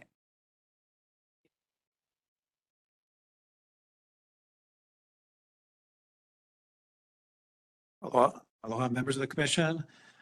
David Good here to testify on a couple items before you. I will follow up on all the discussion on the drainage. I've been knocking on that door for a while. It's great to see a lot of smarter people than me chime in as well, and I'm glad to hear people are willing to roll up their sleeves about it.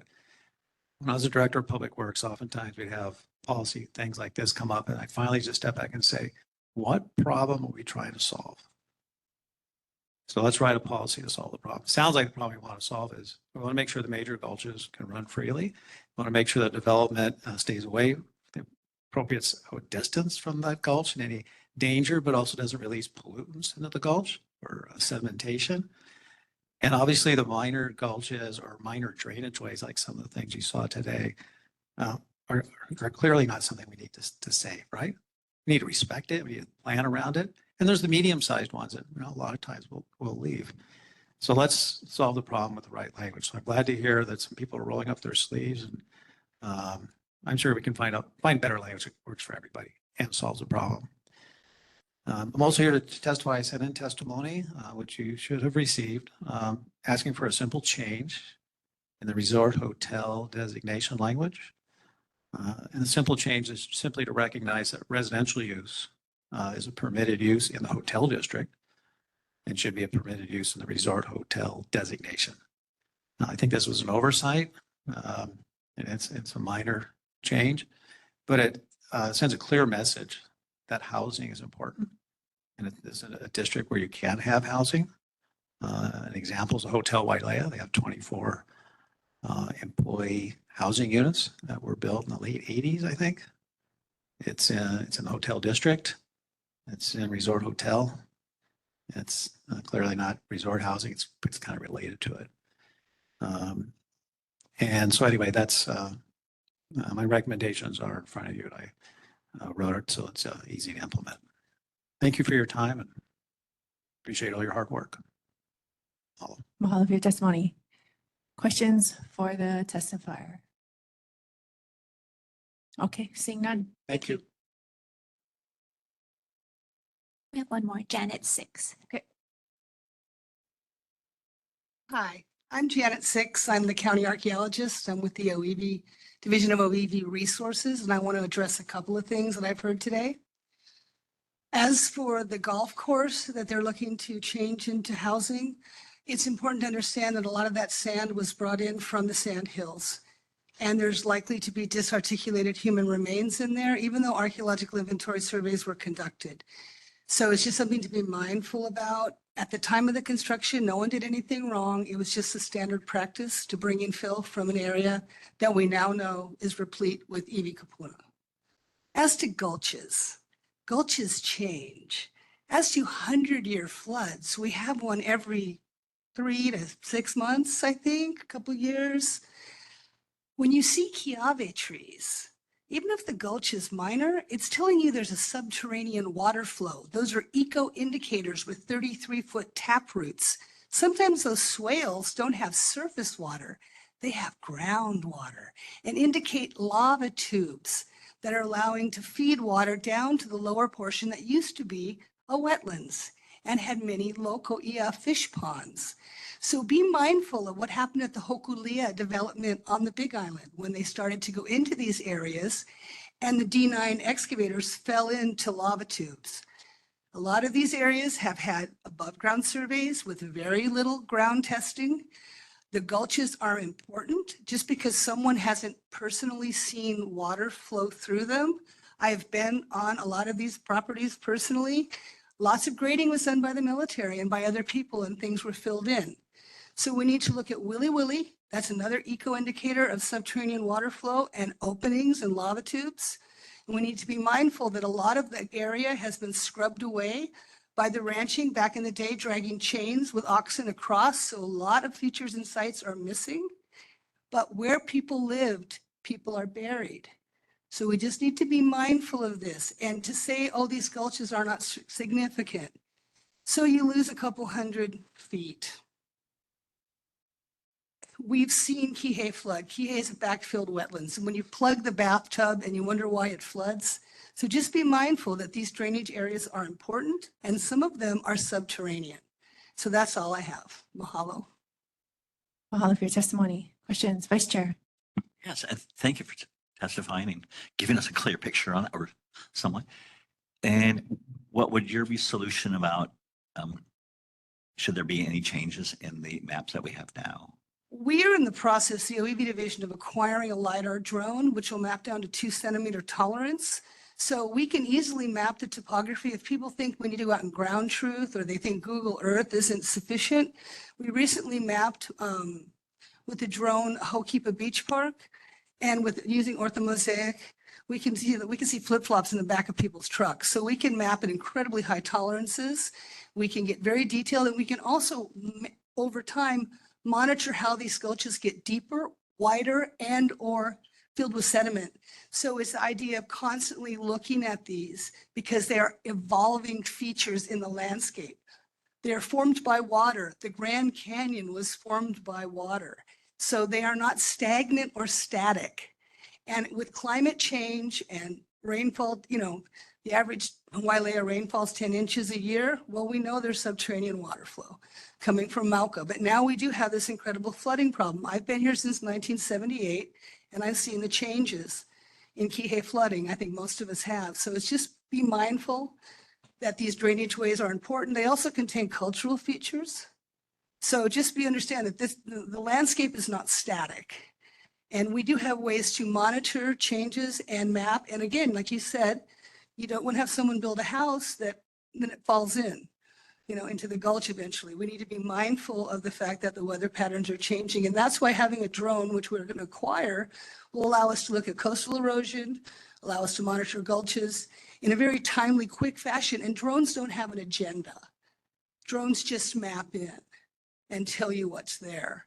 And so I'm a big fan of remote sensing. Do you have any other questions? Just one more, thanks. So has the rainfall increased in South Maui or decreased over the last decade or two? I'd have to look at that, but I know the flooding has increased. So maybe it's coming from Mauka, right? Because remember, it was Kulauka and Kulakai. It wasn't Kihei, right? It was connected. And then the plantations and different entities parted it out and changed the water and terraforming, bringing stuff from East Maui, turning Wailea into the Emerald City. You know, when I moved here in the 70s, there was a couple of hotels down there. You want to know where all the water is? I know where it is. You know, so we've changed things. We've terraformed the landscape. I believe the water, I would imagine, given like the rainfall just with the thunderstorm recently, that the rainfall is changing and shifting, but I'm not a meteorologist, I'm an archaeologist, but I do look at landscape features and change over time. So I'd want to look into more depth of that. But I would say, yeah, we're getting some superstorms. We're also going through drought. I mean, we've now the wettest place on the face of the earth. We passed up Kauai, up in the Pu'ukakui Big Bog watershed. And we've seen Kihei underwater. We've seen cars. So that's, you know, either hardening of surfaces, increased rainfall. But again, I wouldn't want to state without doing further research. I'm just was sitting in the audience and wanted to make a couple comments because I'm very familiar with this area. Spent a lot of time out there. And thank you. And just wanting to say that gulches aren't static. I mean, they aren't. They fill in, they dig out, depending on what's happening. Sedimentation. So constantly looking at the watershed, dealing with hydrological features is important, and we need to think about that. What we have today that we map in today will not necessarily be what's going to be there in the future. Thank you kindly. Okay, thanks. Oh, further questions for the testifier?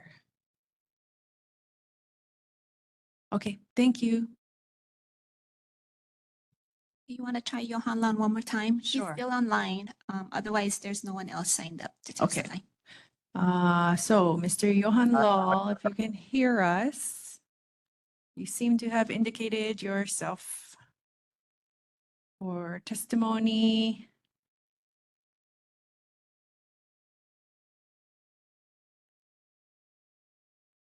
Okay, otherwise we'll do last call for testimony now. If you're online and wish to testify, please indicate in the chat to staff. Otherwise, testimony will close in 3. I'd like to testify. Ooh, yes. I'd like to testify. Okay, state your name for the record and you have 3 minutes. All right. Are you required to identify yourself as a testifier? Yes. Okay, just for the record, my planning commission requires testifiers to identify themselves. Okay, so my name is Daniel Kanahele, and I testifying as an individual. I live in Honuaula, and I want to testify on 3 things. First, I agree with Ms. Hill. The meeting for the Honuaula development should be heard in its district, which is the South Maui district, and not during working and school hours, which would give people the greatest opportunity to testify. Even testifying virtually online, we probably have fewer people testify, especially during work hours. So that should be held out in the South Maui area. Kulani Hakoi High School would be a great venue. 2, I agree totally with what Janet Six says about gulches. I live in South Maui. We have less rain. We're in a drought right now. We had a drought last year. So we're having is more flood events and less rain. So you must be aware, for those of you who live in South Maui, the flooding in North Kihei, Central, and even in Maui Meadows, causing property damage and even loss of life. We lost a firefighter due to flooding in 2023. Lastly, I would like to encourage your commission to include Wailea Golf proposal in the conversation, include their maps. I think it would be healthy to have more projects to review the pros and cons as far as how well each project does in meeting the goals, objectives, and the vision of the South Maui Community Plan. I think competition is good. I think raising the bar is good. For example, the Wailea Golf Course is willing to do more as far as building workforce housing, at least a minimum of 30%, and build it in Wailea. There is no workforce housing in Wailea except for a Wailea hotel. They have some workforce housing within their hotel, but if we had more workforce housing within the sub-area 4, sub-area 5, that would help reduce the need for housing among our local people and be closer to job centers. So that's my testimony. Thank you very much. Thank you for your testimony. Commissioners, questions for the testifier?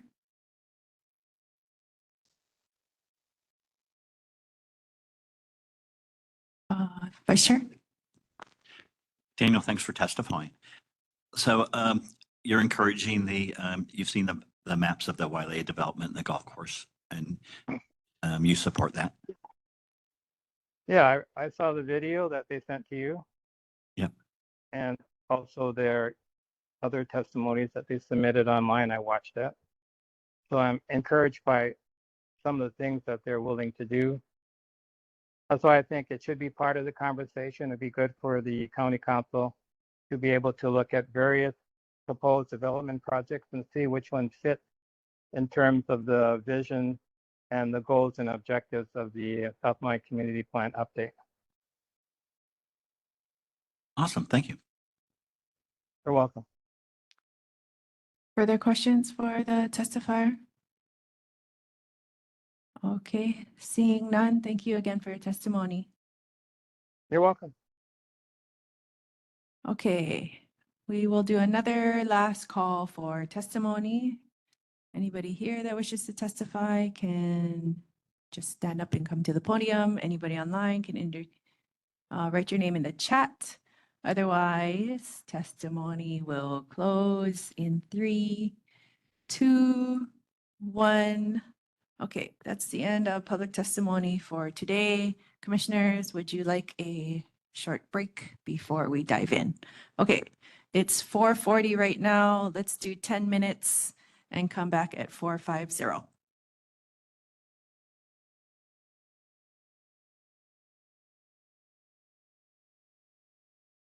Brilliant. Welcome back, everybody, to our Maui Planning Commission meeting on the South Maui Community Plan on this 14th day of January 2025. We have closed public testimony, and now we can dive into our agenda items. Item B1A, Section 3, Growth Framework, beginning with Sub-Area 4, Wailea. Director?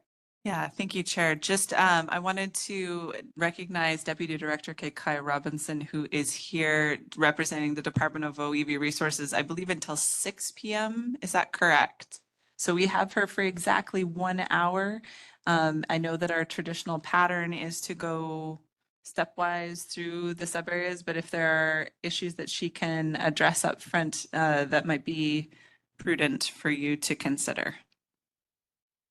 Okay, so commissioners, having heard this. And mahalo her for joining us. Yes, yes. Any questions off the top of your heads? Otherwise, we can go into our regular cadence. Director. One other thing I should have mentioned, I apologize, that they will also be in attendance, both Director Molitao and Deputy Director, or one or both of you on the 28th as well. So if there are things that come up, that we can make note of those questions and provide them in advance. So just if you want her here, though, now you've got her. Raise your mic. We have not included that department in that, but we can consider that if you'd like. Yeah, if can, that would be. Yeah, it might be pertinent. Eh? Yeah. I think that'd be important. Yep, we can reach out. We will explain via email in a few minutes. Or work. Guidance and expertise. Okay, so yeah, I guess if you guys don't have any questions for, oh, Commissioner Kealoha, go ahead. Yeah, this is a question. I can ask a question for Deputy Director Robinson. Yeah. Oh, You okay. can have a seat over there if you want, or you can stand at the podium, up to you. Oh. Aya ke koho ya oe. Mahalo, mahalo nui. Aloha.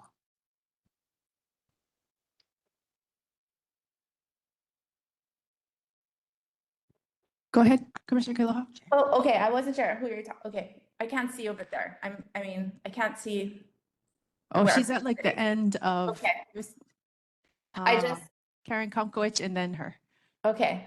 I just thought maybe because we've had a lot of discussions about these gulches and drainage ways, and the archaeologist Janet Six came out and talked about some significance of these from the cultural standpoint. And I just wondered maybe if Deputy Director Robinson, I don't know if you were here for that testimony, but if you might have anything to add about that issue, and I can summarize if you weren't up here.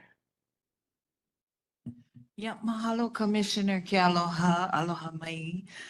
E ka aha, ke komi ke ma'anene, ke iahiahi. Nice to see you folks and thank you for your work. Okay to answer, Chair? Yeah, okay. Go ahead. So as you've heard from our principal archaeologist, her name is Dr. Janet Six. She works with the Department of OEV Resources. I think she gave a pretty great overview of our perspective on the gulch situation. I think what I would add is also, thank you, Commissioner Kealoha. I would add that, or I would just, echo the concerns of those minor gulch areas being very important, and having archaeological, or possibly having cultural archaeological features that have been, kind of buried over by time and use and development. Being very careful what gulches and waterways are blocked. I think she said something along the lines of when you plug up the bathtub won't overflow and then you get an overflow. And when we look at the names of all of these gulches and waterways, they're incredibly powerful Hawaiian names that were given. And when we know for a fact that when our kupuna, our ancestors gave these gulches and waterways the very powerful names like Kulani Hakoi, like Waipuilani, that they can be very powerful entities and the part of the environment, elemental aspects of the environment. We know and we've seen evidence of that in Kihei. And so just being very mindful, like she said, of diminishing the importance of smaller looking gulches and waterways. They're very important. Is that? Thank you. Thank you. Thank you so much. Further questions? I have a question and maybe it's a request. So what you're saying about place names, like the gulches were named these names for a reason based on like eons of kilo and observation. And I guess I don't want to make too much work for you, but if there's the ones that I guess the more major gulches or any of the named ones at some point in one of these upcoming meetings, would you be able to like provide some insight on that? Mahalo, Chair. Yes. Okay. Commissioner Lindsay. About that named ones, I'm not sure how, because we're paralleling the named ones with the major ones, and I am assuming that all are named. They are just not major. So can we clarify that? Yeah. I mean, Thank you, Commissioner Lindsay. If the Planning Commission is able to, is there a definition that you folks follow as far as what is major and what is minor? Again, in Hawaiian perspective, it's not necessarily the size that determines whether the place has a name. You may not even see that feature anymore, but it is a named gulch. As opposed to like one of the testifiers showed a big gulch, that like Waipuilani is a very large, Kulani Hakoi is a very large, deep, flowing gulch area. So I guess my question would be, is that something that you folks define as major and minor?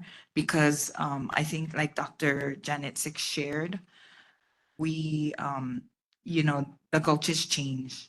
It evolves and moves with the environment and the elementals. What is now possibly considered major could have been minor in the past. And what is minor can change with a major flood event into a major gulch. And so all I can share at a later time is the names that exist for those areas. Whether they coincide with a major or a minor gulch is, I guess, something that you folks would take a look at. Mr. Ward. Thank you, Chair. Might I suggest that we consider having those put in this sub-area charts that we had crafted, and maybe language around why some of the naming was there, because I think that that's kind of a historical component that would be useful for people going through reading it. Maybe not as much from a planning perspective, but just from an education perspective, that may be something that we want to kind of document and have included, because that's my 2 cents. No, yeah, totally. And, along those lines, I'm looking at this sub area 4 table that would go at the beginning of that section, and there's no environmentally significant features listed, and there's like gotta be Has to be something. something there. Well, actually, we know that there is, because of Wailoa, they found the petroglyphs. Yeah. So There you go. at a minimum, Yes. Yeah. Thank you, Chair. Can I also make a suggestion is in your appendix area? I think it's appendix E, let me just double check. Yeah, E, Hawaiian word definitions. If I could make a suggestion, for you folks to consider, on the top, it says adapted from vehevehe.org. I think it would be probably more appropriate to refer to a solid resource, which would be the Hawaiian Dictionary by Mary Kavena Pukui. And then having these checked against, and we can assist with that and give you an updated version of this Appendix E. Also, my suggestion would be that if you are looking at place names and providing more information, this could be an appropriate place, but my suggestion would be to then change, I guess, just grammatically the capitalization here. And so if it is just if it is a word like that you have included here, that is not a place name specifically, I would use a lowercase. And if it is a place name, like for example, Kamaole, I would indicate that it is a place in, this South Maui area. And I would then capitalize the place and then provide information there on historical information or translation, just to be very clear for folks that, one is providing a vocabulary word for you to understand, and that is used throughout the plan, and that one is a place name with some background and a little bit of historical information.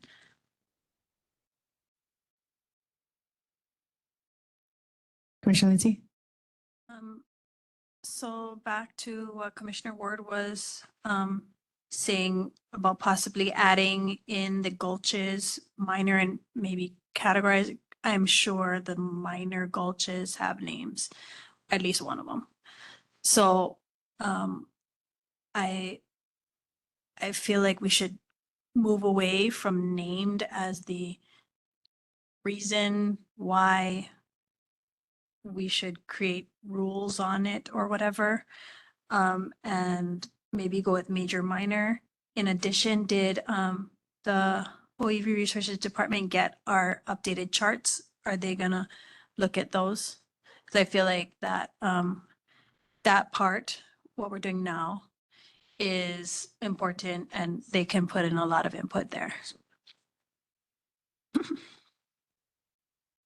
Thank you. We did not. You will be. Director? And we will make sure they do. Okay. Yes. Thank you.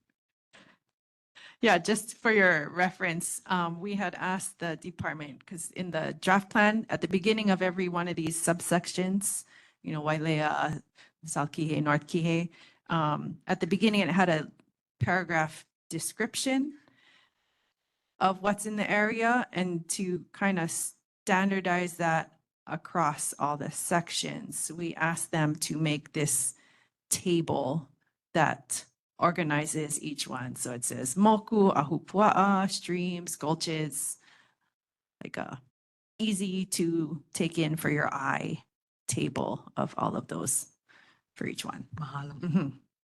And Chair, if I could Yeah, add, Commissioner Ward. we also decided that we wanted to prioritize the Hawaiian culture first. Yes. That was a top priority as well.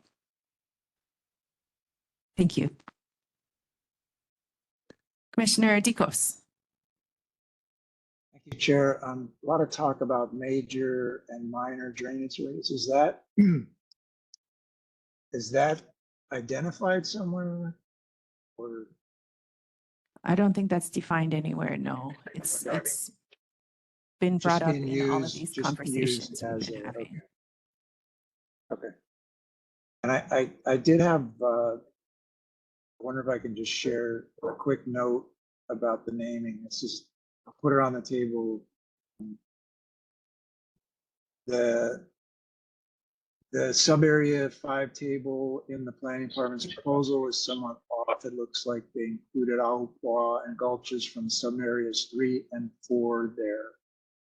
So Palaya is in sub-area 4, while Keokea,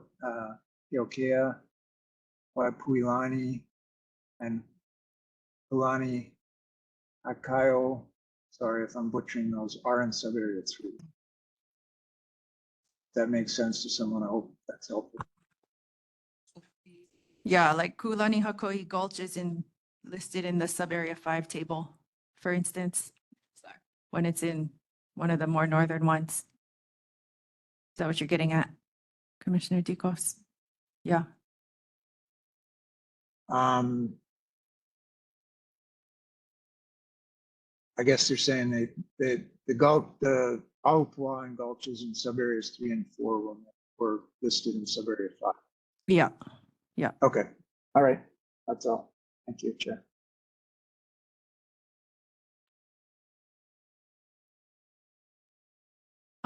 And I guess to speak towards Commissioner Lindsay's points, I guess I'm not, trying to say anything that's got a name should be like included as a major gulch in this, in this whole mapping thing. It's more for informing, I think there is a ton of wisdom that goes into place names, and it would, it informed quote unquote land use for 1,000 years or something, and it would be, I think, informative for land use nowadays too. But I'm not trying to make us hold to whatever's got a name should have a 100-foot buffer or anything like that. Understood, but it's been mentioned in testimony today too, named, that's been the go-to word that we've been using. So I just, either we can define named as something other than having a name, or like use a different word. I just want to caution us so we're not proceeding anything with a name. We need a 100-foot buffer at this point. Right. Yes. Yeah. Or the opposite. If it doesn't have a name, it doesn't need a buffer. Right. Potentially. Yes. And I think we're in the realm of, it's combining the ancient wisdom with modern science, and then you find where they go together, and we have all these new proposed solutions. If you take the 100-year flood, 24-hour storm, and then add buffer to that as another method, which would probably change what we've got on the map now. But more to explore. Or title it something. Yeah. That makes sense too. Okay. Any further questions? Yes, Commissioner Ward. Thank you, Chair. Do you have any wisdom on how you would suggest we consider by either a naming convention or a different term, the gulches, and I'll just use major and minor for the purposes. Would you have any recommendations on what we should consider? Well, thank you, Commissioner Ward. Not at this time. But thank you for that question. I will consider it, and when we come back for next planning meeting, have something in writing for you. Thank you. Yes. Because I think we're all kind of struggling with how to appropriately represent it, and respectfully. Yes. And so I think we're all struggling with that. So any guidance, I think, would be very much appreciated. Sure. Thank you. Okay, good discussion. All right. Unless we have further questions, how about we go? Okay, Commissioner Lindsay. So in those charts that were created, for example, in Ma'alaya sub-area, which we're not talking about today, but I'm using this as an example, there's a cinder cone that is no longer there. But I'm not sure if that is, so it obviously was a culturally significant thing, a pu'u. A large pu'u, I would assume, is culturally significant. I'm not sure where to put those things that that existed before we are existing now. Unlike that, for example, that pu'u that's gone. Or maybe there's a new pu'u now that they moved a whole bunch of things. I'm not sure where to place those things that are in our history, but aren't here now. Thank you. I don't know where you put that here in this plan either, but I do think that it's important to recognize what the historical landscape possibly, if there is like a historical map that shows, I think Dr. Janet also spoke to change over time. And I think that's important for our community as well to recognize as they make decisions into the future. So I'm not sure where you include that here. I know there is a background in a historical section at the beginning of the plan.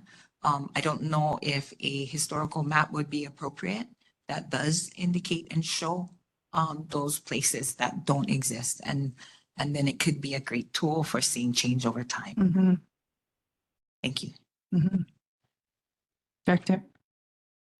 To that end too, I just, we can, just in the interest of time that we have available left to consider these things, it can be the Planning Commission's recommendation that something like this be included. And in the meantime, we can work on it when it goes to, so you may not see it is the point, but the idea that it's there, we can work with OEV resources to make sure that it's good before it goes to council, or even after it goes to council. I suspect we might be able to add things to that. So if that is the will of the commission, we can make a note of that in the recommendation. So can we add a historical map to this just for history's sake? My concern would be which map and who did the map. So if that is possible and helpful, can we do that? Commissioner Ward? I would actually encourage, if appropriate, there actually be maybe a couple of maps, because things have evolved and changed. And again, I'm not sure exactly which ones you pick, but I think to show the history and the longevity of it, I think that speaks to the heart of what we're trying to put into the plan. So if there are variations that show a difference and we can tell a little story around what that is and the meaning around that, I think that would be, again, just respectful and in honoring the history and the culture. Director? I would encourage the commission to also consider how this would be regulatory, and if it would be regulatory, because that is a bigger question. The purpose of this plan is to guide the planners as we're reviewing projects. If this is just a map in the plan, what is the purpose of that map? If it is to just acknowledge that these things existed or do exist, that is fine, but I would like you, as you're making your recommendation around this subject matter, to consider the intent of it, because I want to make sure that the planning department effectuates that intent, whatever that may be. Appreciate that. I think for this, and I think for all plans, it is worthwhile to include that historical context, because in some respects, it's like not that long ago that all this change happened. And I think of, I went on a site visit to the Big Island last year, and we visited, oh gosh, I'm going to forget which one it was, but there was a community development authority over there, and we talked to the president of it, and she's, lifelong generational Big Island woman. And she said, anytime they have these discussions where somebody brings up a new idea, she always asks them when they moved to this area, because that, for that person, it defines like what they think is normal.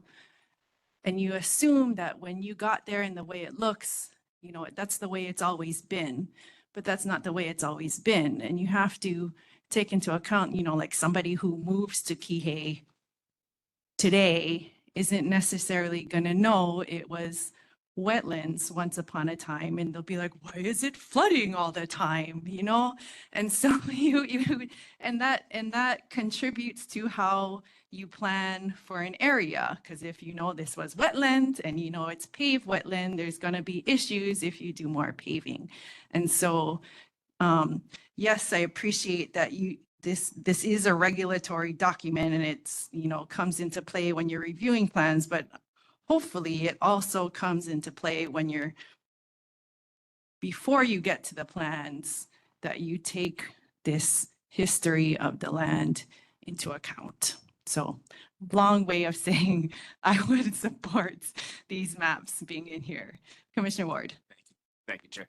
I guess in my mind, I would put them in the beginning where it gives the historical perspective, the present and the future. So it's not really in the planning spot, the place where the planners are going to go. It'd be much more of an education if somebody has nothing better to do with their time and they would like to read it.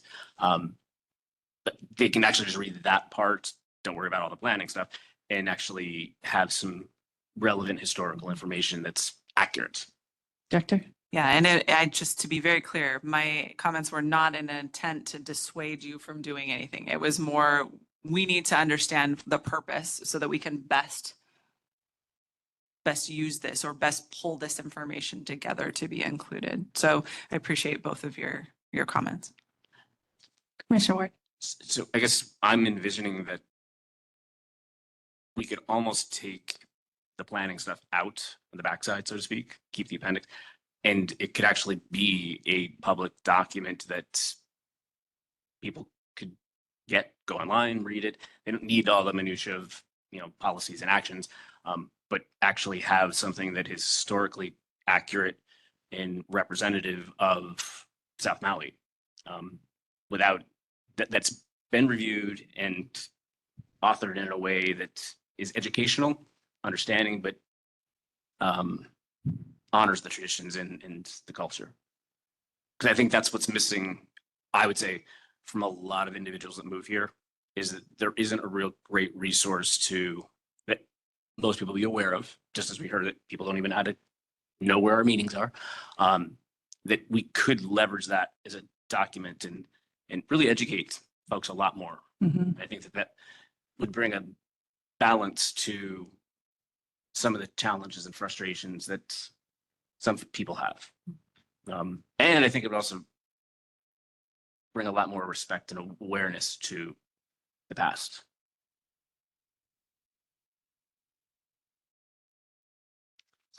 No, good. Appreciate it. Appreciate it. Okay. Back to our agenda. This is all good stuff we're fleshing out. So sub area 4 on this note, are there anything we want to propose? I guess one thing is to identify some environmentally significant features here. Commissioner Lindsay. Back to place names. I know in the past I mentioned we should use the original place name for the beaches. And the culture significant feature says the original name for Wailea Beach was Kahamanini. So we should put Kahamanini and then maybe define it in the appendix as Wailea Beach. I'm not sure if we're taking it that far, but we do have to start somewhere. Mm-hmm. Same with Ulua Beach. I'm assuming is not Ulua Beach, but I could be wrong. Sure. Yeah, I was wondering about, can we use the proposed map, include that for the Wailea development from the golf course people? Oh, okay. Include that in our map, use it for reference. So to I guess it would be like adopt, yeah. Yeah. If we would have, yeah. Do we need to make a motion for that? I think we would need to make a motion for that, yeah. Yeah. Should I make that motion? No, the Wailea. Christian Chan's testimony. Yeah, yes. Yeah. Exhibit A. Yeah. Yeah. Exhibit A. So the exhibit A from their testimony, Yes. the written testimony. Roger. Okay. Okay, you making that motion? Yes, please. Okay, and everybody's clear on this motion? Yeah, okay. I'll second. Second from Commissioner Ward, discussion. Well, we kind of went over it all, but yeah, it'll be a good piece of for us to work off. That's the map. There's Okay. proposed stuff. Okay, I'm gonna go to second and then Commissioner Lindsay. I think I've said it all along with all the other sub areas. I think it's important that it's there for us to see. It doesn't mean it's going to get developed or built, but it gives us the visibility and understanding of what potentially and how things connect. So I would support that, just as I wanted to support other things being put in, because if we don't understand the interconnectivity and we're just making random decisions on individual parcels, we might miss the boat. Okay, Commissioner Lindsay? There's some labels on there. Are we leaving those? Can we possibly ask for it without them? Yeah, we can go without labels. Director? Yeah, we won't include their labels. It'll just be the designations that they requested. Following up with his, yeah, I think it's important that the interconnectivity is super important there as for everywhere here. And yeah, someone's developing next to it. We want to have the bike paths and Wasbacks connect, not dead end on street over. Okay, any further discussion on this motion? Commissioners online, just checking. Okay. Oh, Ms. Comco, do you have a question? Okay. When you say to include the map, you want these designations put on the map for South Maui. Yeah, so we would, I guess, adopt their proposed designations for those lands.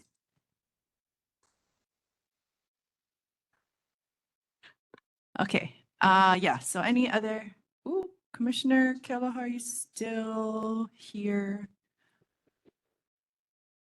Oh, there she is. Okay.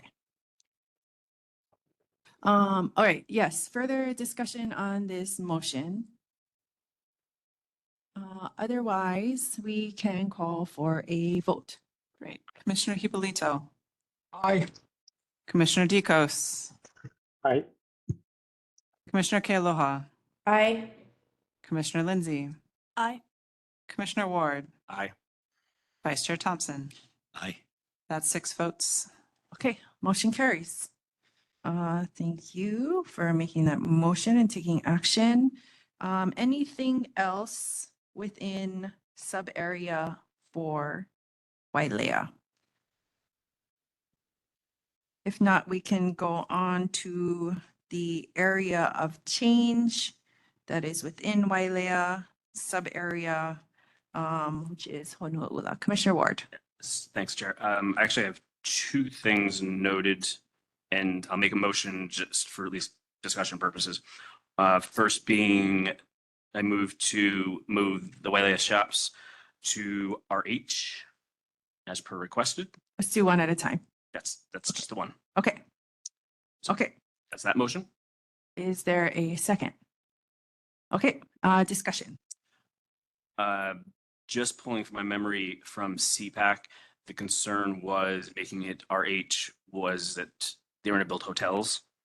There's no real space to build a hotel in that area. So that was the big concern, if I recall correctly, why the CPAC did not want it. But I believe that RH is the appropriate designation based on its intent, its purpose, and where it's located. So for those reasons, I would make the suggestion. Okay, second. I concur. Any further discussion? Commissioner Lindsay? Can I get information from the department as to why it is changed? Why the change was requested? Or was it completely CPAC? It didn't change. This aligned with what their designation was in the prior community plan. And there was a policy about making sure that the shops at Wailea stayed a shopping center and was not developed as a hotel. That's a very loose interpretation of the policy that was in there. But those are the reasons, what Commissioner Ward said.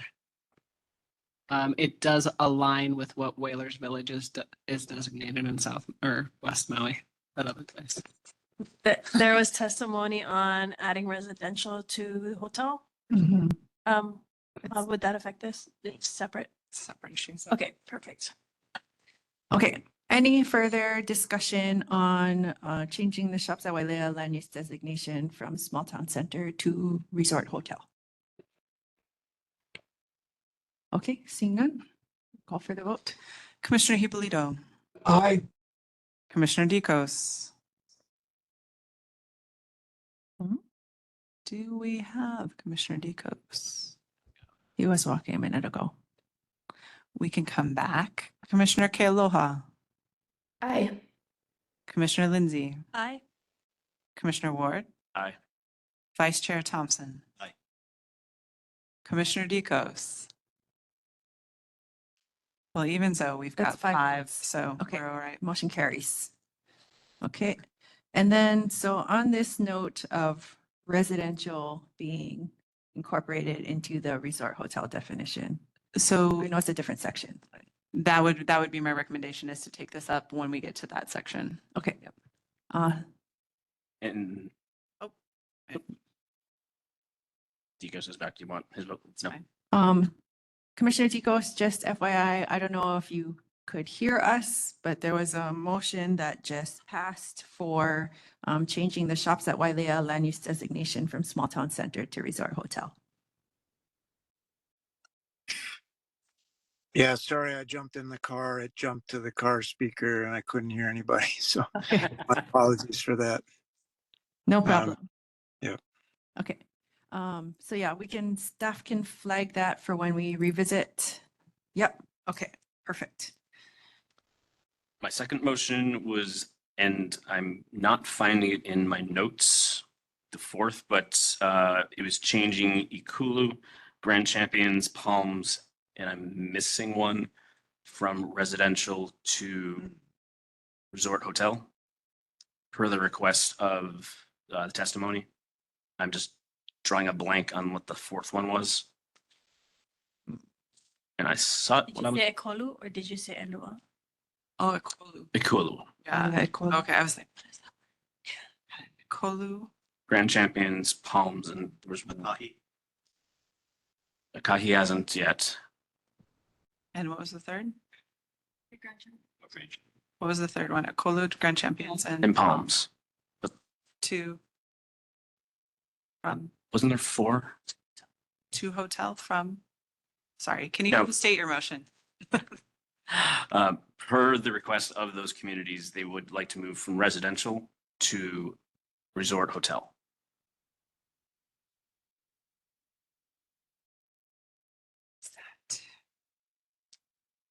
And I will continue to look to see if I can remember where the other one was.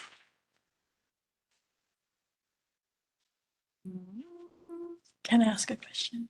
Commissioner Lindsay, Is is it, so well, we're it's crafting regarding a this motion. subject, Okay. that those were removed because of the Minatoya. In a good plan, which we are making right now. Is that the appropriate designation as planners for those properties? I will say overall CPAC supported residential designations in the hotel. There was testimony from the owners that it should be resort hotel. And past that, I'll defer to Kate for that. I apologize. I do not know what the zoning is for these properties, so I would need to, it's all apartment. If it's all apartment, the intent was for that. And, I think this issue is going to be discussed to death over, once this gets to planning or to council, once council takes this item up. It is certainly within your purview to say that these areas are resort hotel. If that is what you choose to do, we will make that recommendation to council. Yeah, I mean, I think the planning department's been very clear that we need housing. But the question wasn't housing, if the use is currently or, is resort hotel. Yeah. So to address that, by changing it, you're locking in that use. I will say if you look at the charts of the amount of housing as opposed to the amount of visitors in Wailea, there's not very many people who have who can live there because everything is vacation rental. There's no places to live.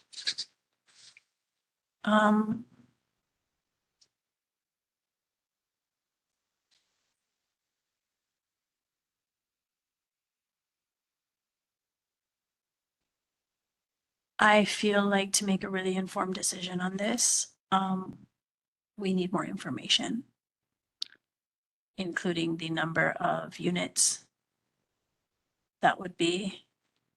And Hold on one second, because that's getting into discussion and there's a motion being made. So we'll get there. I'm just trying to find the letter la- that they sent us. Okay. Okay. Is it in the items received for posting? Is it? Probably the previous, because that wasn't in this batch of testimony. That was in a former one. I think it was the October 8th meeting. Oh my gosh. That's 1,000. That I have Grand Champions, Wailea Palms, Wailea Ikahi, Cam and Cam Sands.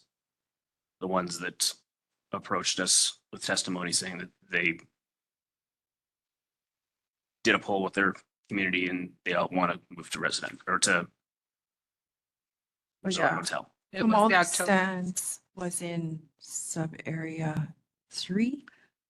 Yeah, so part of those are in sub area 3, part are in sub area 4. But so the motion would only be for sub area 4. Yes.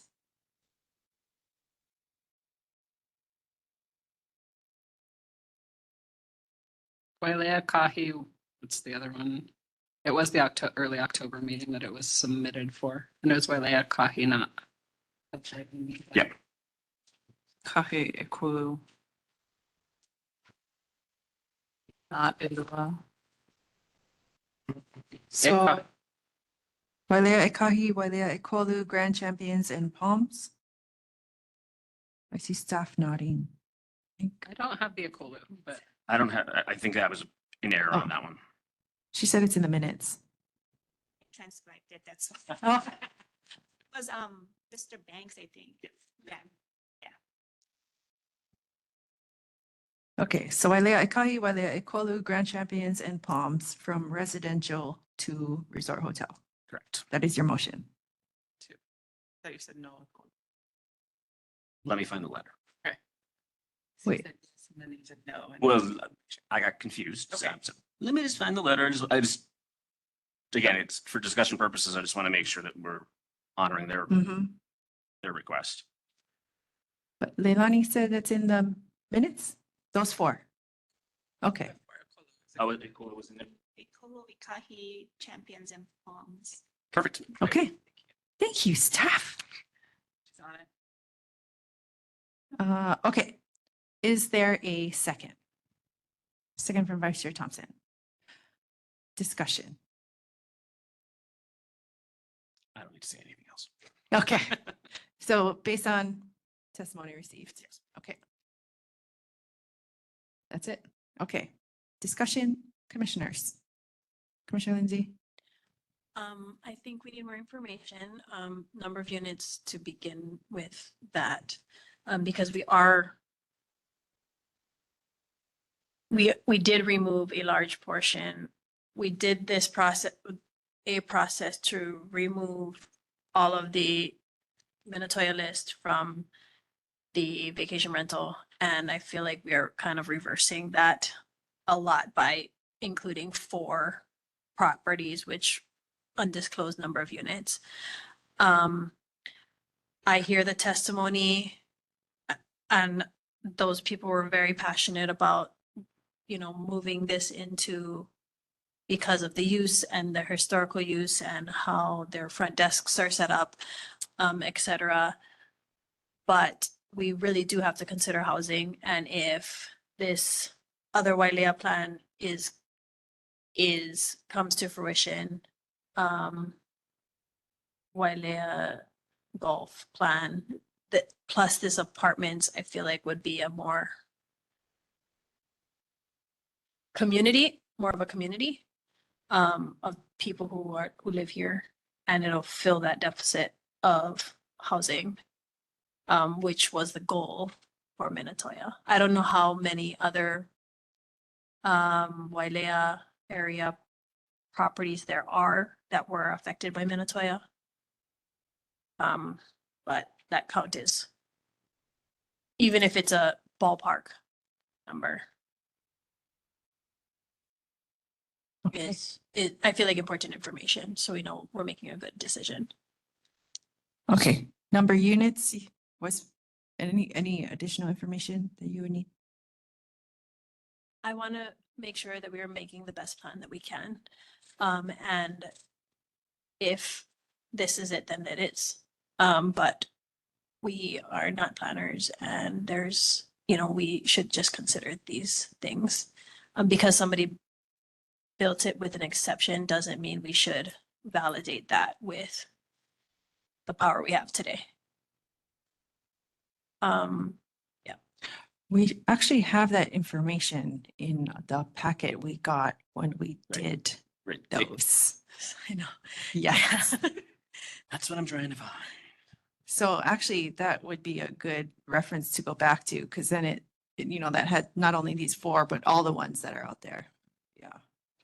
Director. Would it benefit the commission for me to describe what effect this change would have for those property owners? So they're, right now, if they're apartment zoned, it's not going to change anything. They're still apartment zoned. So if it goes through council and they decide to sunset transient vacation rental as a use in the apartment zone, then that would happen. What this would do, though, is if you change this and council agrees with you and decides to change it as well, is that their path for a change in zoning is a little easier. So if they wanted to come in for a change in zoning from apartment to hotel, that path would be easier. So, not to affect your decision, that's just the process. I wanted you to be aware of the effect of making this decision. So Vice Chair. it would have to be proposed first in our community plan, whether or not they, otherwise it wouldn't coordinate with it. We couldn't, if we even think that we should, it probably should be in the community plan, and then they'll vet it out. Either it's a Minatoya, they're not going to accept it. Is that right? I'm not sure I fully understand your question, but let me try. So, the community plan and zoning, to get a change in zoning, they would have to be consistent with the community plan. So if they aren't consistent with community plan, they need to do both things at the same time. Is that your? Yes, you nailed it. Commissioner Dicos.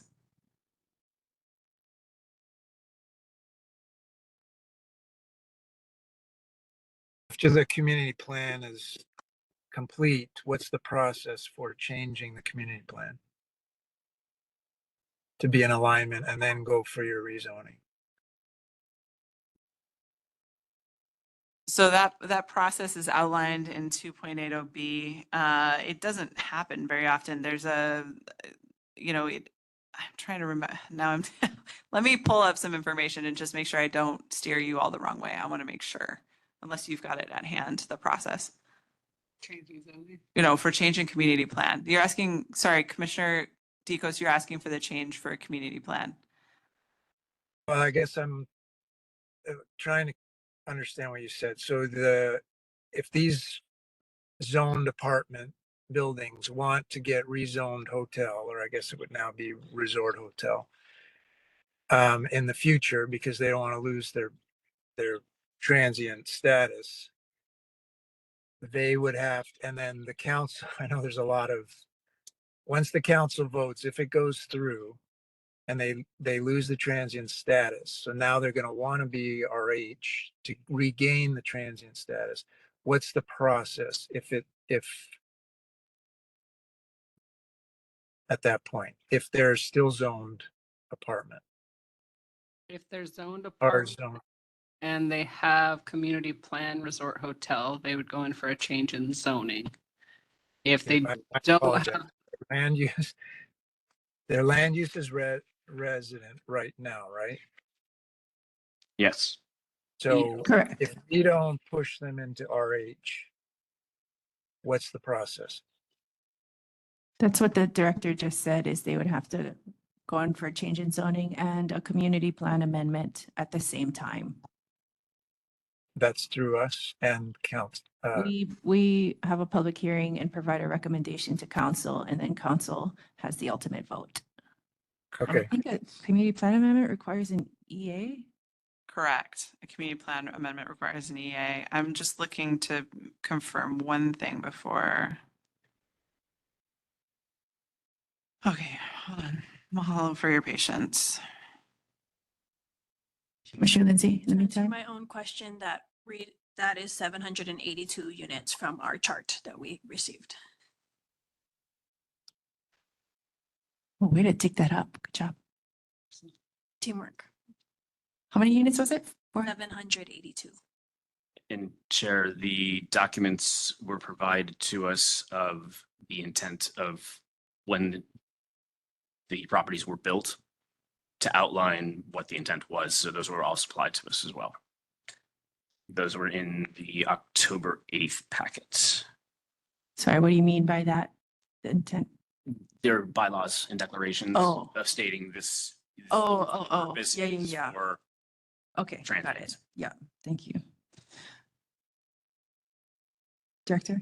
Yeah, so this is the process for non-decennial amendments to community plans proposed by a person, not me. Apparently, I'm not a person. But everyone else is found in 2.80B 110. And in that, it describes that you can, they can be proposed by a person at any time. Then you follow procedures set out in 19.510.10, which means everything to you guys. So yeah, the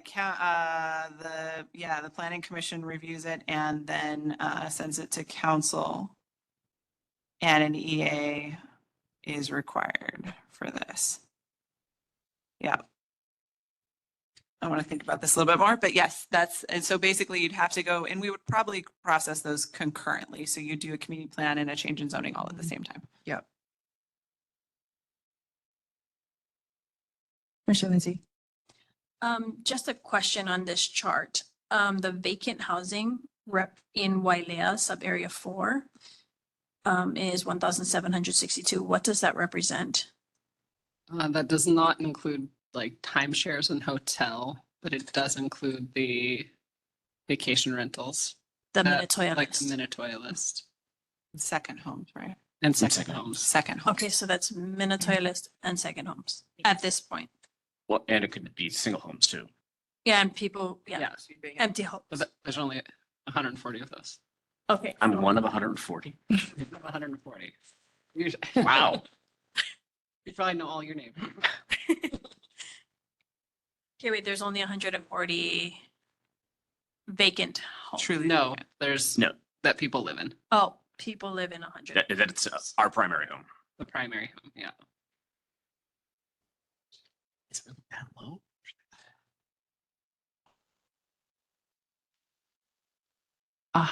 140, so that's like 140 occupied. Wait, sorry, that was for McKenna, actually. Let me just double check.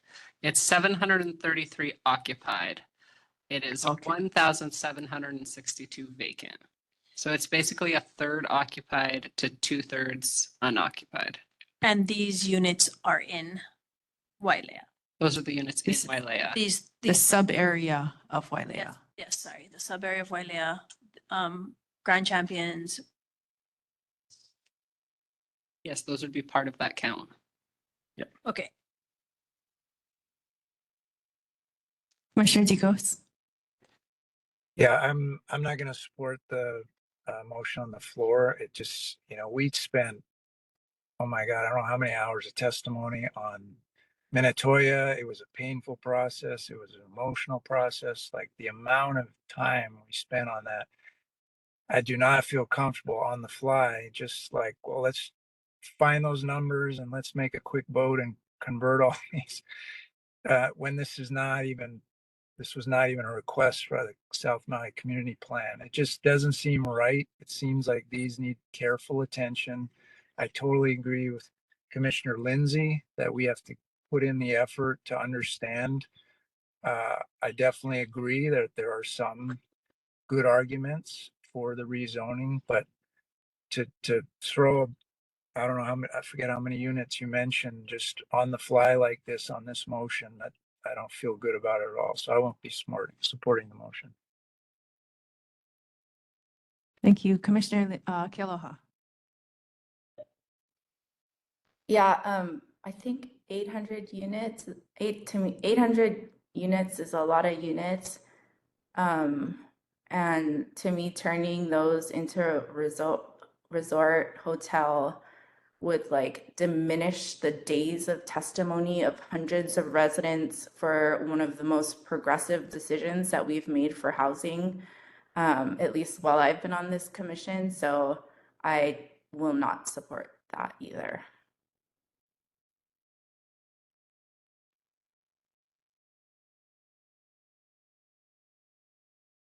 Commissioner Hipolito. Thank you, Chair. I respect our South Maui Commissioner Ward, but I also feel in supporting Commissioner Lindsay that I cannot support this on the fly also. I have a lot of questions in my mind, but I'm hearing a lot of information that is there, but for me, at this point, I cannot support the motion also. Again, as mentioned by Commissioner Dicos and Commissioner Kealoha, I sympathize to, we spent a number of hours and I cannot support the motion also. Commissioner Lindsay. I see that when we were going through the Minatoya process, which unfortunately our South Maui commissioner was not there for, it was long days, lots of testimony, but the community went both ways. Some of them I'm sure lived in these units, wanted their units to stay vacation rentals.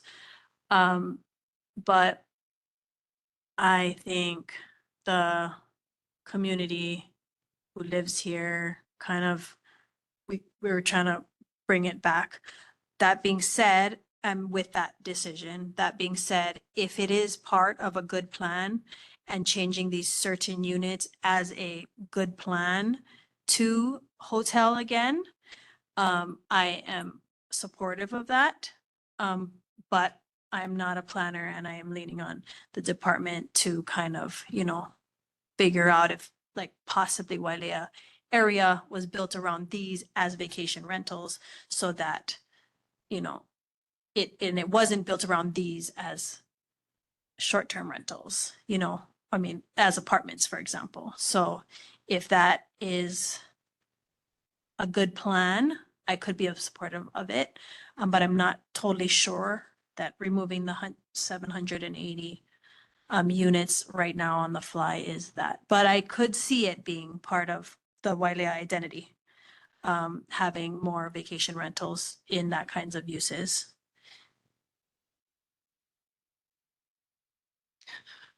Okay, so it's all, do you have something? Raising your hand? Go ahead, Commissioner Ward. Thank you, Chair.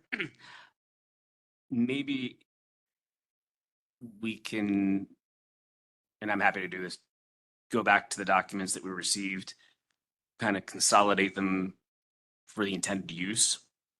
Because that's what I was going off of. It was the documents that were produced for us that said the purpose of building this community or that property was for short-term rental. So I'd be happy to pull that together so that it's a little bit more concise because there's a whole bunch of other stuff that goes with it. Kind of help folks feel maybe better or not. So I don't know. But one other thing that I think is also important is, according to the individuals that said they were representing their communities, which I think we should validate and make sure that they have the authority, they would need to have a 67% vote of their unit owners to be able to make this type of a change. So according to what they told us, their owners said, yes, they got 67% at least. I think in most cases, most said they had almost everybody. So I think if we can double check those details as well, I for myself would want to know that too before making a decision. Again, I put it out for discussion purposes because I think it's something that we had enough testimony saying we want to do this. To not have the discussion, I think would be inappropriate. But I completely hear the concerns of not having clear data to be able to make an informed decision because we got it 2 months ago. Because I myself couldn't find it. So, Yeah, no, this is beautiful discussion. This is exactly what should be happening in this body. So it sounds like this motion is not going to carry. So you can, I guess, withdraw it if you want. Yeah, I'll withdraw. Okay. You okay with that as a second? Okay, so motion is withdrawn. But hearing this discussion, it sounds like more information gathering is warranted. And you bring up good points of what information should be put together to make an informed decision, as Commissioner Lindsay said. So how about right now, do we need a motion for this, or let's identify now? Hold on, Commissioner Dicos, I see you. What information everybody's going to need to be able to make an informed decision on this? And then hopefully we get it in preparation for our next meeting. Everybody will have time to think about it, and then we can make a better, more robust and informed decision at our next meeting. How's that sound? Good? Okay. Commissioner Dicos, you raised your hand. Yeah, my concern is we're setting a precedent. So we're picking out 4 of these, I guess. I mean, this is the South Maui Community Plan, so it would, I don't know how many more in South Maui, but essentially saying, hey, you can bypass the whole, I guess the county council has to agree with everything, but anyway, I don't feel comfortable with the process. I think there's a lot of variables that are involved in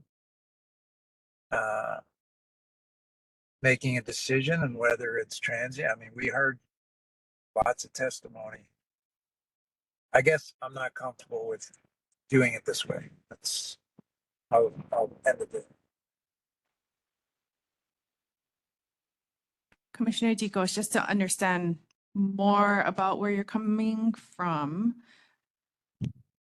what kind of process would you be more comfortable with? So it sounds like you would rather them go through the community plan amendment process after this is all said and done?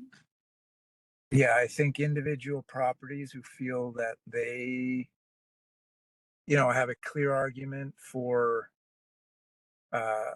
reinstating, or however we say it, their transient status, changing from resident to, I guess it would be RH.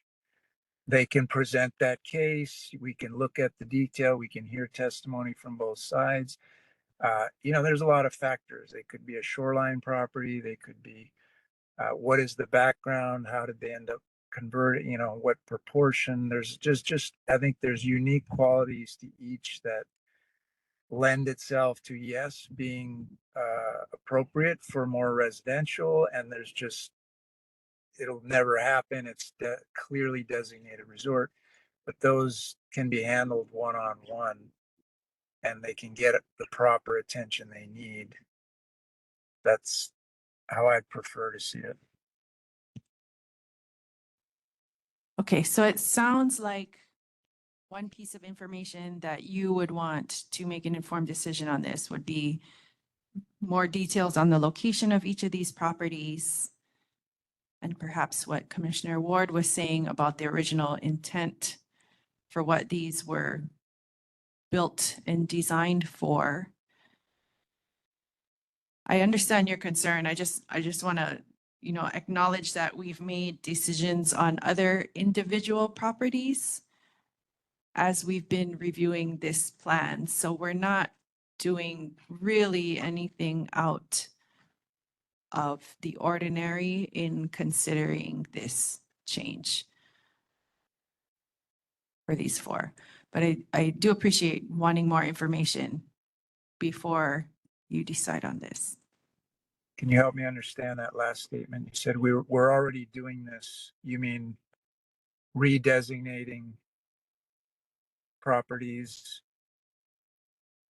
their land use designation? That's what we're Yes. doing. It's just more of that. It's more of that, yes.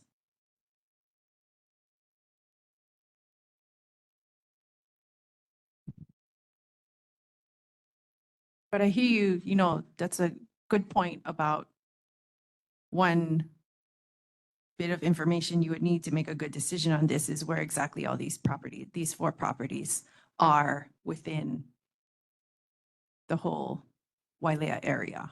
So we were provided a map that designated it, I believe it was in the October 8th. I will try to find it. But it does indicate where each of them were. Yeah. I remember that they superimposed borders on top of the community plan map itself. Yeah, thank you.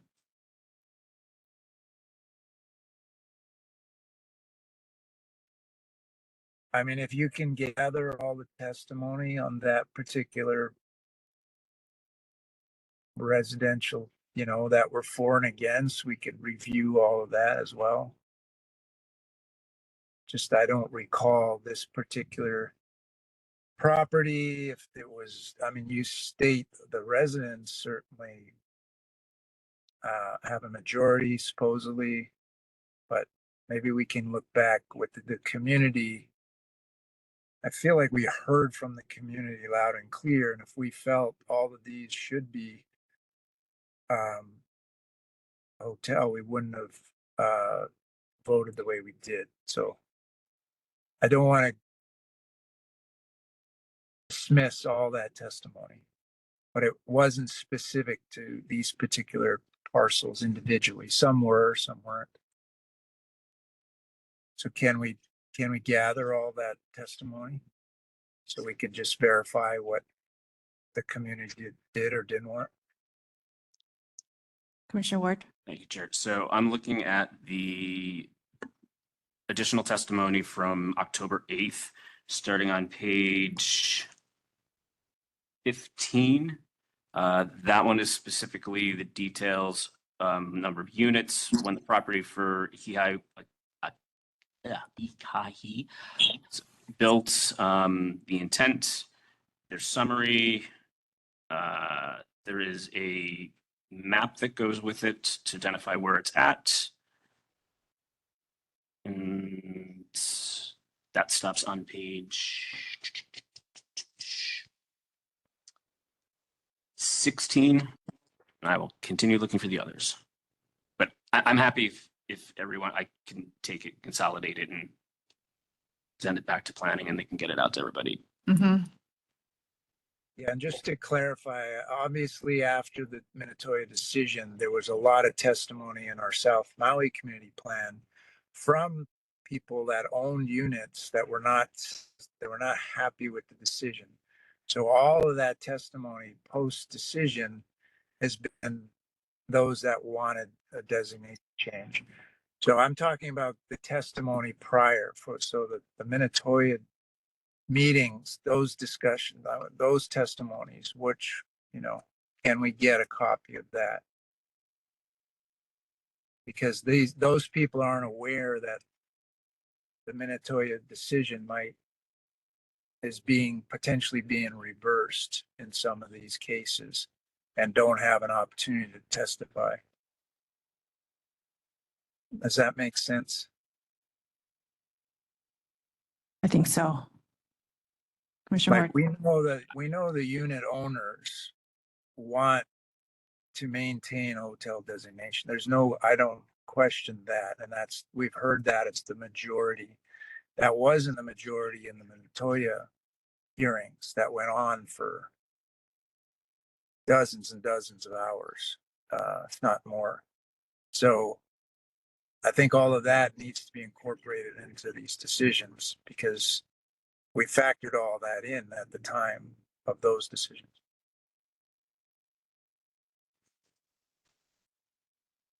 Commissioner Ward? So unfortunately, I was not around as that was going on.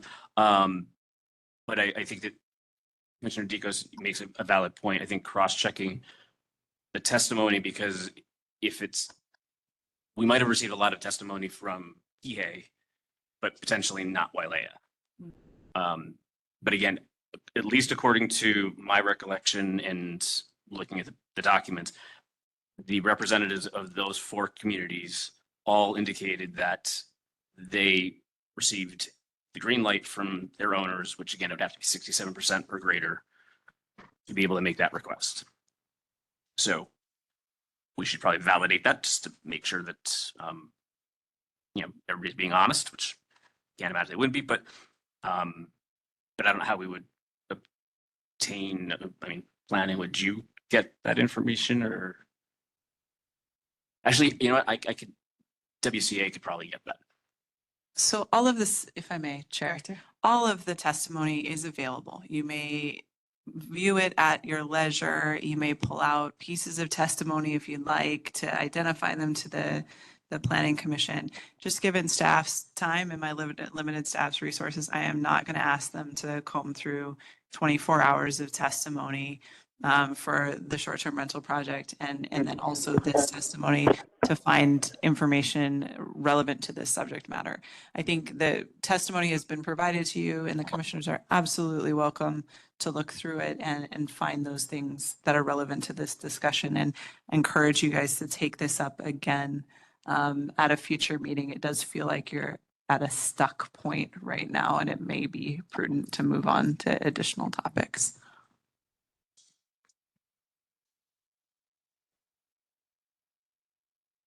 Does that answer everybody's questions? Commissioner Lindsay?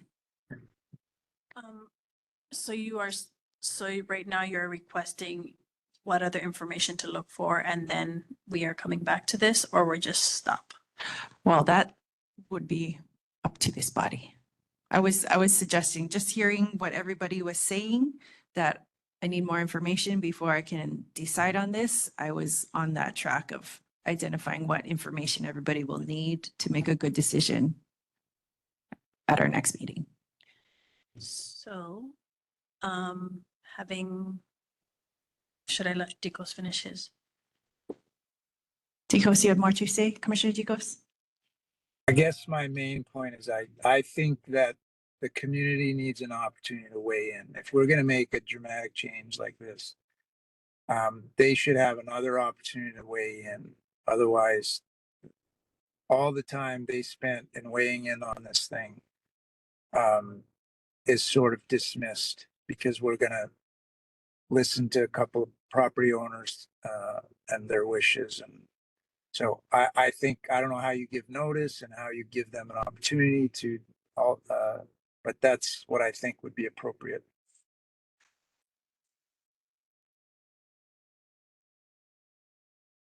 Director?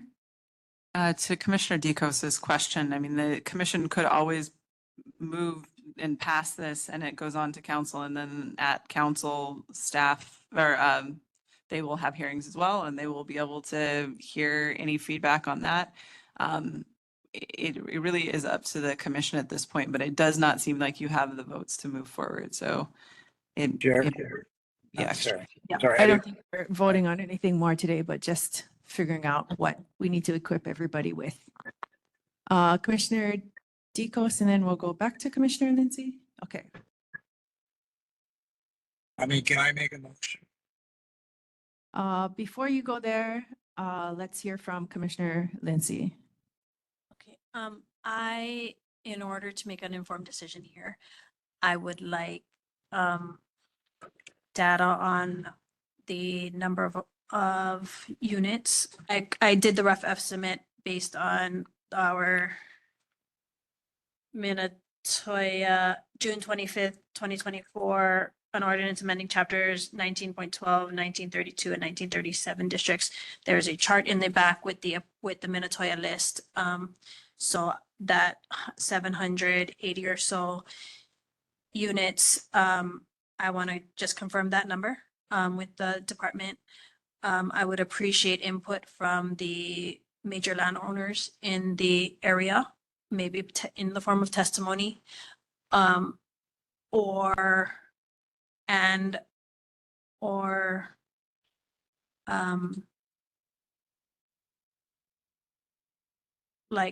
how it would, as a plan, affect the change. These units were built in the 70s when Wailea was coming up, so it's possible it's what created the community, which would validate what Mr. Ward is suggesting. But because one of my hesitations with approving the Minatoya list was it being a blanket fix over everything. And this would be one of those opportunities to like kind of pull it out of the thing. And we would know because it's a good plan and it started this community, and the future plans of this area is to be built around this, or, that's it. Those three things. Sorry, that was number of units. 1 second. Number of units, the original intent for their development or construction.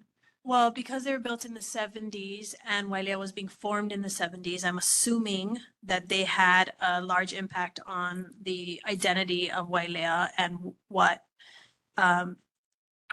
it became. That being said, there is a large, bigger plan that is being proposed shortly by the other space, excluding these, that might have included that in their plan for the rest of it. But as the department and the county, is it a good plan as is? That is, I don't know how to answer. And you mean like neighboring landowners to weigh in? Yeah, if the neighbors who are going to execute the rest of Wailea if there were to be any changes. Director? Yeah, so we can confirm the number of units in the 4 properties, and I think you've just put out the call to request that additional testimony from neighbors. I think it would be unusual for us to do that, but I want to clarify your last item. You are asking, I think, the department to opine on whether or not this is a good idea. Generally. Generally, if it's a good For planning. As a planner, and any planner who would like to testify on this, if this is a good plan for Wailea, Certainly. if it is part of the plan. So the planning department will prepare a memo that includes our analysis of this as well. Okay. It will be high level because that's all we can give you right now. We just don't, that's why we go through the community plan amendment process and do an EA and all of that, right? So we will talk about like the wisdom of doing something like this and opine on that subject for you. Yep. Thank you. Thank you. Vice Chair? Sure, I do have some very pertinent information for all that, but I'll wait for our next meeting. I did meet with the Board of Ethics here last week and also OMD, and we got a couple of real important things there. I'll follow up in our next meeting. I didn't understand that. Okay. Went in front of the Board of Ethics. I recused myself on the 625 meeting, and just met with the Board of Ethics here last week on the 8th. And then OMD, because there's some serious issues here. So I'll follow up after I can say more. Okay. Commissioner Ticos, did I see you raise your hand? Yeah, I wanted, when you said have we done land use designated changes on single parcels, or we just been doing on large parcels? We've done, we spent a long time on Pi'ilani Promenade, for instance. We've, we spent a lot. Yeah, the What are shops, the- we just changed the shops at Wailea just now from Yeah. small town Okay. center to resort hotel. Okay, other than shops at Wailea, which I unfortunately got cut off on that one, my own fault. But other than that, it's been large land, sort of community planning level, not individual hotel units or property or residential owners. It's been large parcels, right? Other than what you guys just passed with Wailea. Or am I missing some? Commissioner Ward. Thank you, Chair. Just to confirm, all of the four, all of them are large parcels. They have multiple units on them. So it wouldn't be designating a unit. It's the property is its entirety.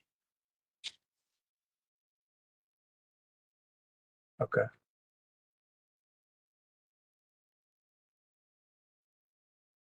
As an example, my community is 150 units, but we're Kaimalu, so that would be just the one name, but it would affect all 150 of us if we happen to be in that category, which we're not.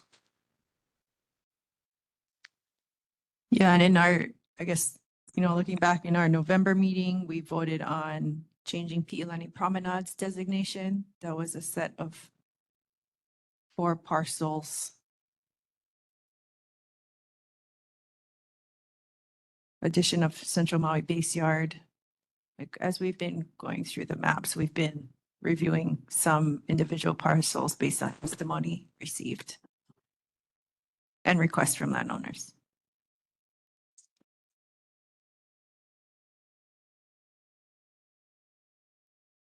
I guess this one is somewhat unique in that, it's bringing up this issue that we had discussed extensively before with the Minatoya list. Yeah, I guess when I hear Grand Champions and I think of hotels. When I hear Pi'ilani Promenade, I think of a community plan. So I guess I'm having trouble seeing them in the same lens, but I just have to think about it. Commissioner Ward. Thank you, Chair. Can I add one additional item, which is to just review the declaration? Because the declaration for each of the properties will indicate the intent and purpose. So what was submitted to us specifically, I'm looking at the Palms. The intent and purpose is the apartments in the residential buildings of the project shall be occupied and used only for permanent or temporary residence purposes and for transient vacation rental purposes. That's the intent. As an example. So each community would have a declaration that would outline what their intent was. So I can try to pull them, or I think we got them all, but I would say that would be an important element or document for the rest of the commissioners to have to be able to feel comfortable. Thank you. Making a decision either way. Okay, I think we've talked this through extensively. Yes, plenty. Okay. Anything else within sub-area 4 to consider? Back to Chair. Commissioner Lindsay. So we approved that map and that map changed their designation to hotel. Are we unapproving that portion of it until we, that's the map? No, that's the 4 properties map. You're talking about the Wailea Golf map? Yeah, does it have that? That's Okay. only the Wailea Golf properties in that one. It didn't touch anything else. Okay. Mark? Okay. Chair. Oh, Commissioner Dicos? Yeah, we're just so limited on time. I don't even feel like we're doing the work of the community plan. I want to propose a motion to deny I'll make a motion to deny those, is it 5 properties? Conversion, land use designation to RH. Director. There is no need to do that. If the commission chooses to change the designation, then it would change. If the commission chooses not to change the designation, you don't need to affirm what's in front of you. Okay, all I wanted. withdraw. I withdraw. Thank you for clarifying. No, thank you for thinking about action, Commissioner Ticos. So back to our agenda. It sounds like we've gone through all Wailea sub-area mapping items, except for Honuaula, which is an area of change. Yeah. So area of change, Honuaula. We had testimony about inconsistency between the South Maui Community Plan map representation and the commission approved site plan designations. Ms. Kompowicz. The designations that are in the community plan are based on the approved map from the 2022 approvals from Maui Planning Commission, with the inclusion of the cultural resources that were identified on one of the maps that was provided during that hearing. And I think there's a setback for the road. And those were specifically added by CPAC, as well as the drainage ways. The things that are different were specifically added by CPAC. There is also a policy that was added to say that open space can be moved to better reflect or protect the drainage ways or cultural resources, but just cannot be removed. So they're not stuck with where it is if the map isn't quite perfect.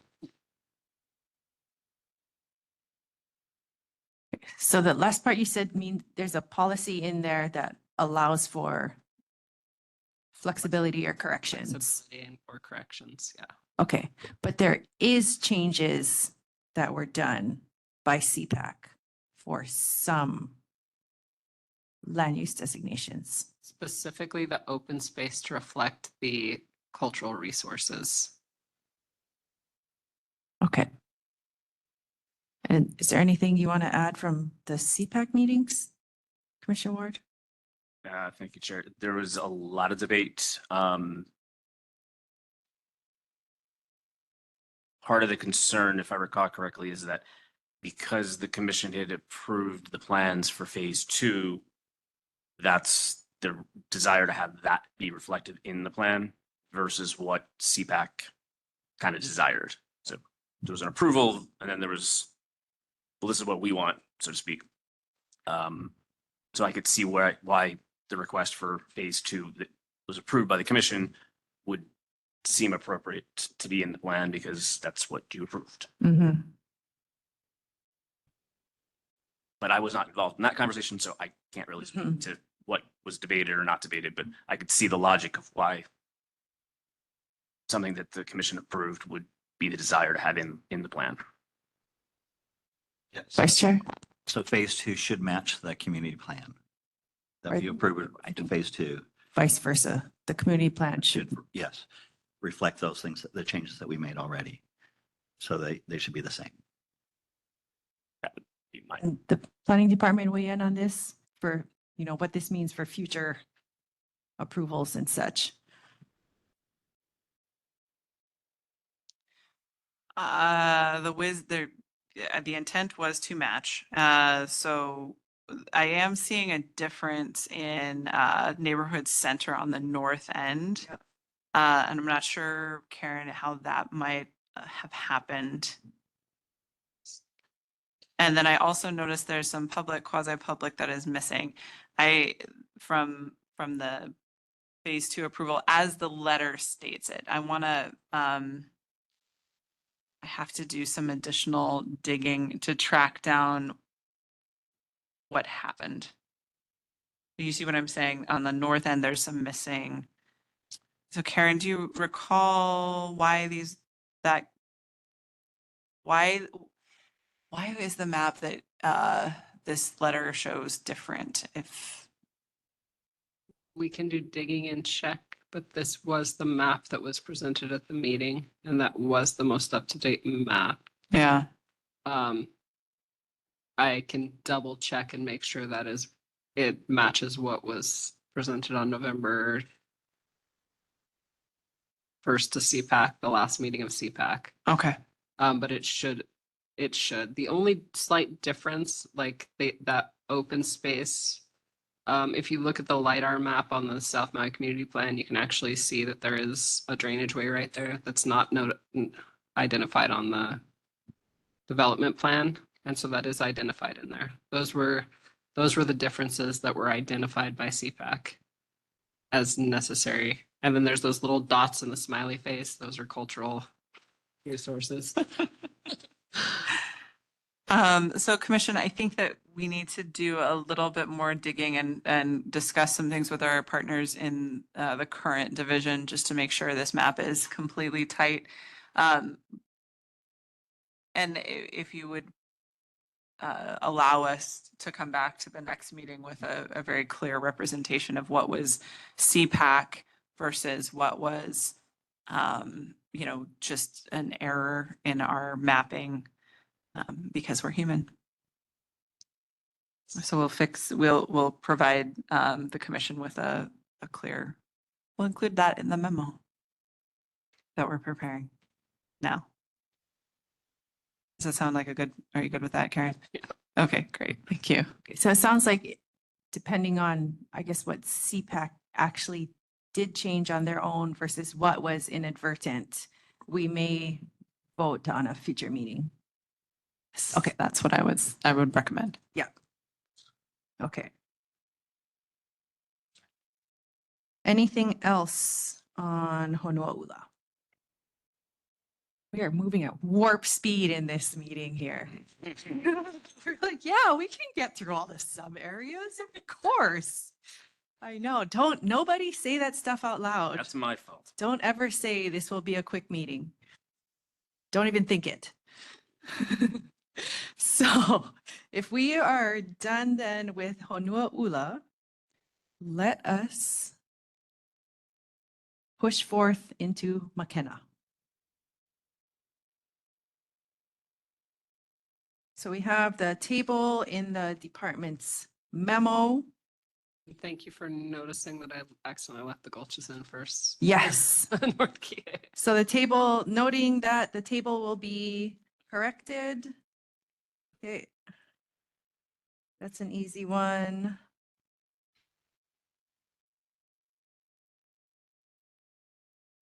Yes, Commissioner Lindsay. I just have a question on like the process. So Mhm. we're gonna get information on this because our agenda items are limited, which is helpful in efficiency. But like going back to sub area 4, is there going to be a big meeting, a final meeting with each change that needs to be made and the ones that we kind of went through with easily, those won't be on it, or how is that gonna work? Unless a miracle occurs in the next half hour, we will not be complete with this agenda. So I think what we'll do is we'll just have the same agenda and we'll bring it back to you, this particular item. But to answer your question more broadly, there are a bunch of items that we've had kind of like ongoing, right? And we will be bringing those back to you. So there will be one meeting to rule them all, where you get to kind of tackle all the things. Of course, that means that the community has the ability to testify on all the things. So just be ready for that. Yeah. On that note, we may need more than 2. We also need snacks, food, happy things. But based on our current pace, we will likely need at least another 8-hour meeting to schedule before the end of March, hopefully, so that, yes. So you can expect a poll. And I ask all of you to participate in the aforementioned poll as quickly as possible so we can get things scheduled. But yeah, I am optimistic right? Like I am optimistic because if we focus the commission's attention on what really matters, once you get through the maps, which are heavy, the policies are heavy.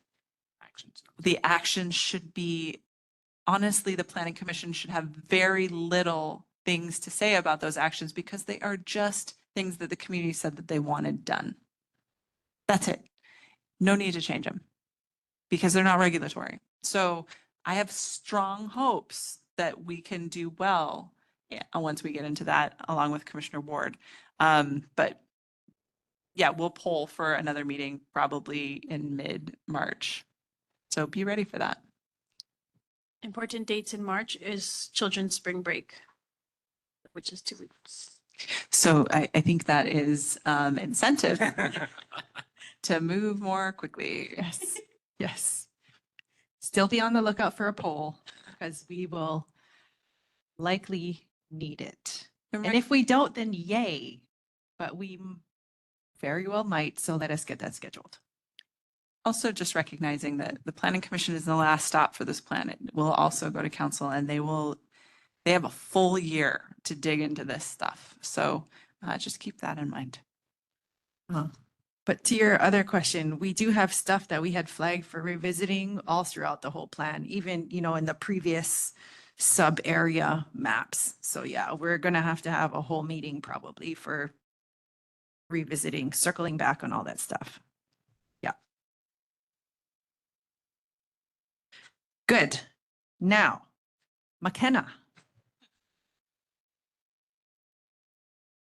So we have our table that we know is going to get updated with McKenna information. Anybody have any comments or changes to the other content within the table? Or yes, Commissioner Lindsay. While we are digging up the information for short-term rental, are there any in the next to McKenna and Ahihikinau? For the A2. I would just, if I may, the reason you took up the other ones was because you had testimony on them. So if there was other testimony on, and we've so much testimony, I cannot say for sure that what there was or not. We can check to see if there are other, the reason is different. So we need direction. If that's the commission's will for us to look all of this stuff up, I want to make sure that is the will of the commission to do that. No, I was just looking at the housing occupied versus vacant, which is where I was there at like 50%. So I was thinking maybe we are getting some more housing back or not. That was where I was going with that. Okay. Commissioner Ward. So McKenna Surf has short-term rental. Off the top of my head, I know that. There was also 2 in Kihei that submitted testimony to us. So we should probably look at those as well. Yeah, I have Kamali Sands written down in some area 3. And I think Banyan was the other one. But I'm just bringing this up because of how many vacant versus how many occupied, how much housing there is at all in the area. Yeah. And Chair, if I may, just for the commissioners, everybody's information, Wailea Point a couple of years ago voted to remove short-term rental. They did put in a moratorium of, if I recall, I believe it was 2 years to let owners transition and figure out and not cancel bookings. I believe that time frame is about up. So I can work with WCA for them to confirm if that statute's up or not, just so that we have the appropriate designation for them. Do you know what? I don't know exactly where they are on the map. Do you know? They're right past the Four Seasons. Are they designated They're currently designated as RH. in this version of the community plan? Okay. Director. So the appropriate thing would be for them to come to the commission and say, we would like to change our designation. I think it would be a little strange for the commission to initiate that without their request. That's why I was going to have our GM from WCA. Yeah. If They as just long as provide guidance. Yeah, as long as there is so as long as it's not you, Commissioner Ward, I mean, really everyone should be directing they should provide testimony to that. So I will encourage our GM to engage them to You're do so. welcome to do that, I think. Well, actually, they're on the call, so they probably just heard me say all that. Commissioner Dicos is raising his hand. Commissioner Dicos. Yeah, I'm having one of those moments that I'm floored by these discussions. But two questions. One is so just for clarification, these are zone residential. So once the land use is swapped to RH, they still have to go for a land zoning change. Or no? This is not a land, Wailea Point. it's not a land use commission Whoa. request. No. What Commissioner Ward brought up is that Wailea Point on the, No, I was sorry. I was just in general. Ilani Promenade, right? We wanted to give it a different land use, but if it wasn't in line with its zoning, everyone felt uncomfortable. That was an issue and would have to go back to land use to get it rezoned. This is not the same thing, right? If it's residential, what's its zone? What are these parcels zone? Residential?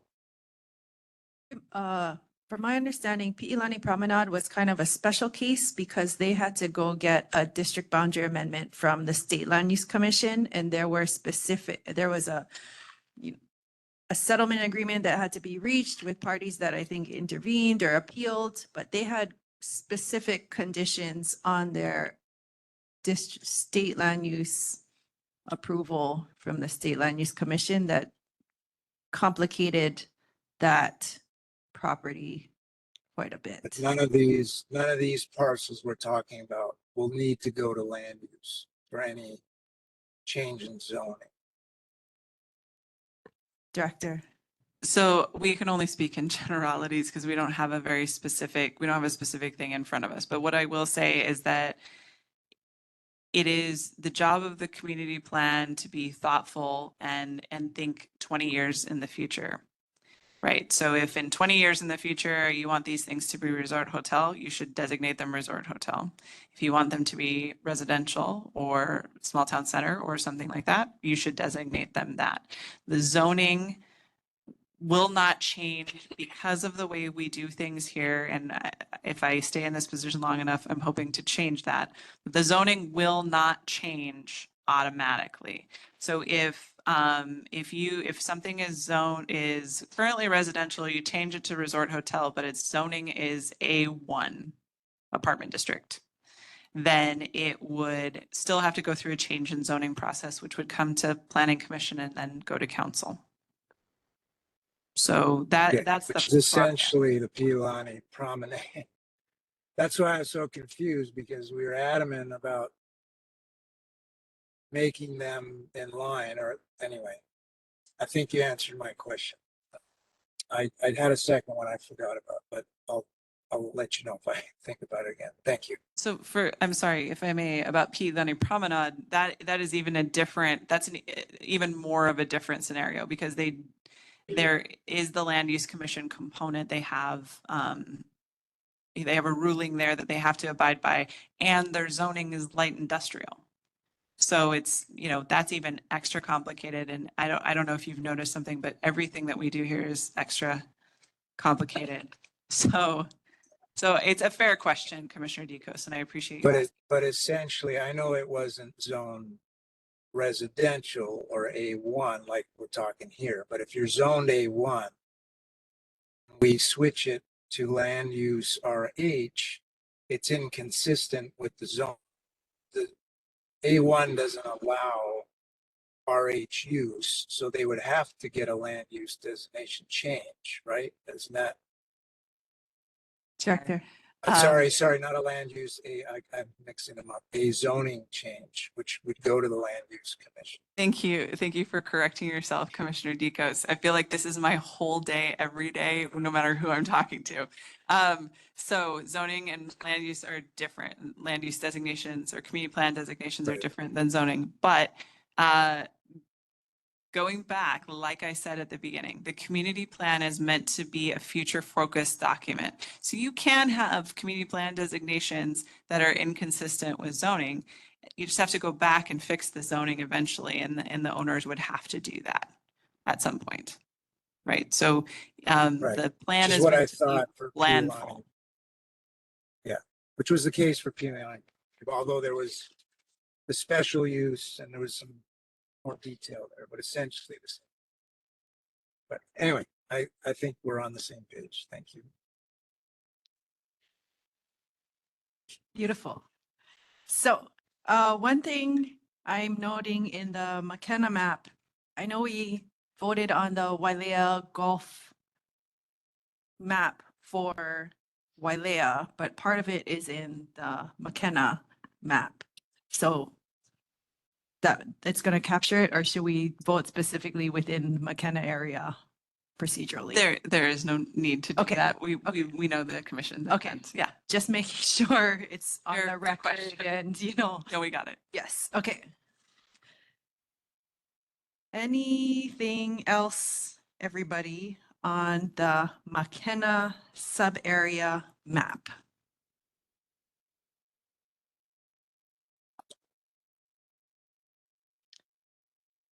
Okay, how about the area of change for McKenna on page 104 to 105?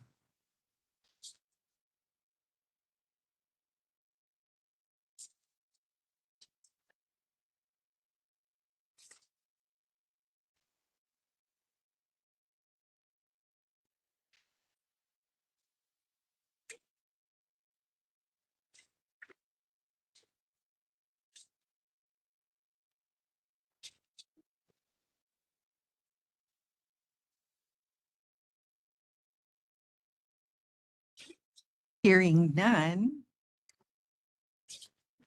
we could move on to sub-area 6. Ahihi ki Na'u and Kanayo.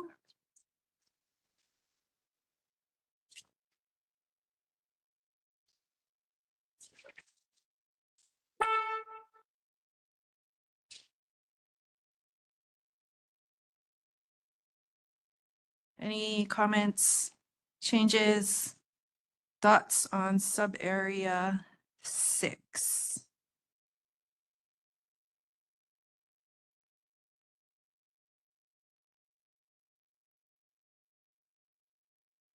I don't recall any testimony on here. There's apparently 5 housing units, all of which are vacant. Pesos. I think so. Mm-hmm. Mm-hmm.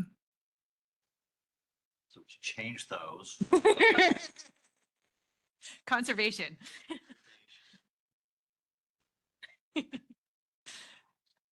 Commissioner Lindsay. Just on the map, changing La Perouse Bay to. Ooh, yes, good call, good catch. The county. Yes. Staff caught that. Do we need a vote on that? Okay. I mean, unless someone. Any objections? Yeah, everybody in agreement, changing La Perouse Bay to Keone O'Eo Bay. I see thumbs up and nodding. Okay, brilliant. Good catch.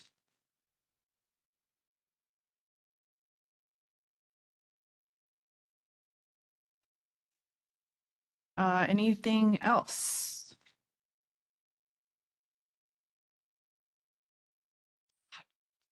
It's a miracle.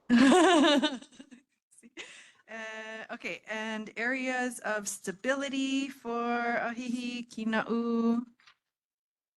Page 108 to 110. There's not a lot going on there either.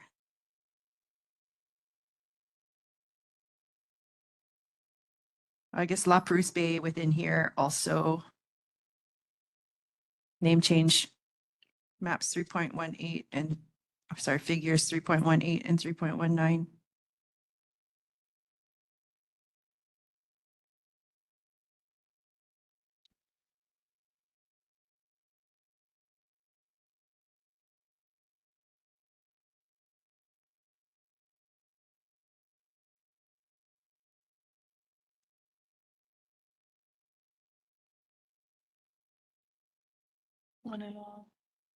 Onelo.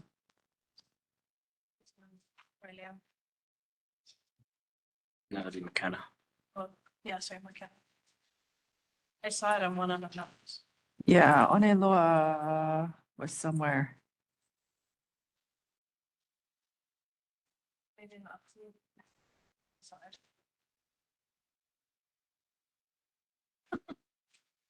Okay, so there being no further on sub area 6 or anything with Ahihi Kina'u and Kanaio in the areas of stability, that leaves 3.5. Item 1, the gulches, which I don't think we'll get through in 8-ish minutes. Got 12 minutes. We have 12 whole minutes, you know. Oh, but we're also waiting for some suggestions. We also have more information coming. Yes. Unless anybody needs more information than what was fleshed out in testimony on the gulches. Commissioner Lindsay. I'm interested in the LiDAR comment.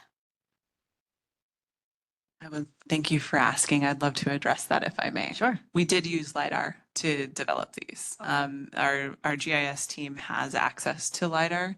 It may not be what Janet Six was mentioning, but that we did utilize that to create these gulches on the map that we have in front of you. Okay. Commissioner Zikos. Thank you, Chair. I'm trying to find my notes. I can't find it, but on the same line of questioning I mean, there was a lot of testimony. It kind of made it sound like it was a Google Earth, you know, with a magic marker. But like you said, there was LiDAR. Can you talk a little bit more about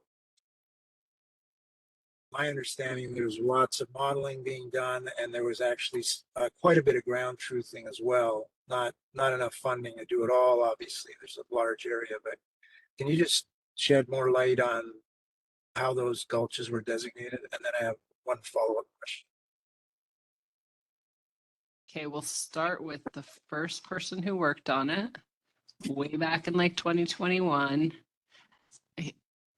He not only used modeling based on West Maui, like figuring out the flow and based on what he was seeing on the ground, but he did ground truth some of the gulches. As somebody who lived in South Maui, he had intimate knowledge of that area.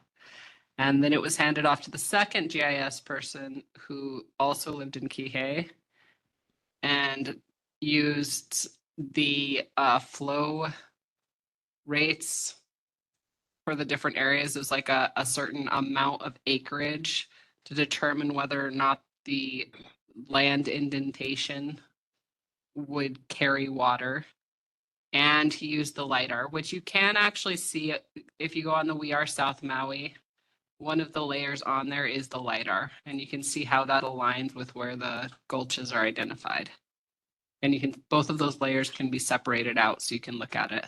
So that was the second person to do it. And the third person who then went back in and checked the gulches grew up in Maui, runs a lot in Maui. So there is some amount of ground truthing. It's not to the level of somebody who's going to develop the property, but it's not just somebody looking at Google Earth and being like, oh, I see trees.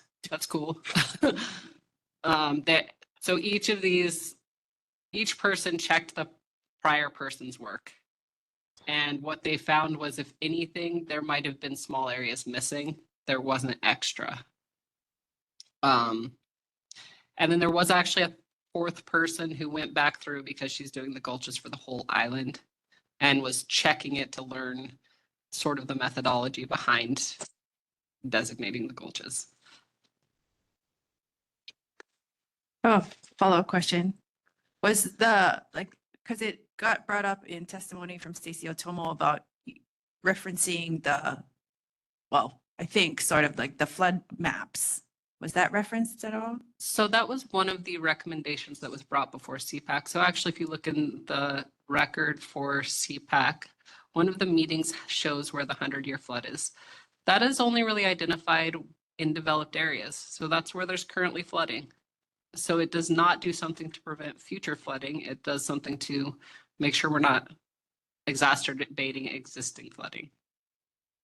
Thank you. Director? Yeah, just acknowledging that Commissioner Kealoha does not appear to be on the call anymore. I just want to make sure that, but in addition, I believe, and correct me if I'm wrong, Karen, I may be misremembering this, but I know that our GIS staff is very conscientious and takes metadata very seriously and wrote up, if I'm not mistaken, a methodology for how they got to this point. So we can provide that methodology to all of you so that you can take a look at that. Great, Commissioner Kealoha's back. So we can provide that to you so you can take a look at the nerd speak, description of how we went about this process, if that's helpful. Sure. Commissioner Ward. Thank you, Chair. I could also add that in CPAC, we had a number of individuals, Daniel, Vernon, Cody, Tova, that they're very intimate knowledge of this. So they did provide some insight and some direction as well. So we had four or five great resources to say, no, that does not exist, or that does exist, or it needs to go over. So CPAC did refinements of those gulches and drainages already. Yeah, so I know specifically in 670, Daniel was very specific about adding. That was the added areas. Yeah. Because Daniel lives in Maui Meadows. Maui Meadows. And so I know Vernon did some stuff in central Kihei. I think it was more confirming what there was, or there was the discussion about the small gulches. I know Cody did talk about the cultural resources up in the smaller gulches and the importance of them. Good. That's good to hear. Helpful. Commissioner Digos. Yeah, my follow-up was just who exactly gets impacted by these maps? Like, there was some testimony that they had already got grading permits, they had graded, and I don't know if they were suggesting they might have to dig that all out to restore a gulch, but who actually would be impacted by those maps?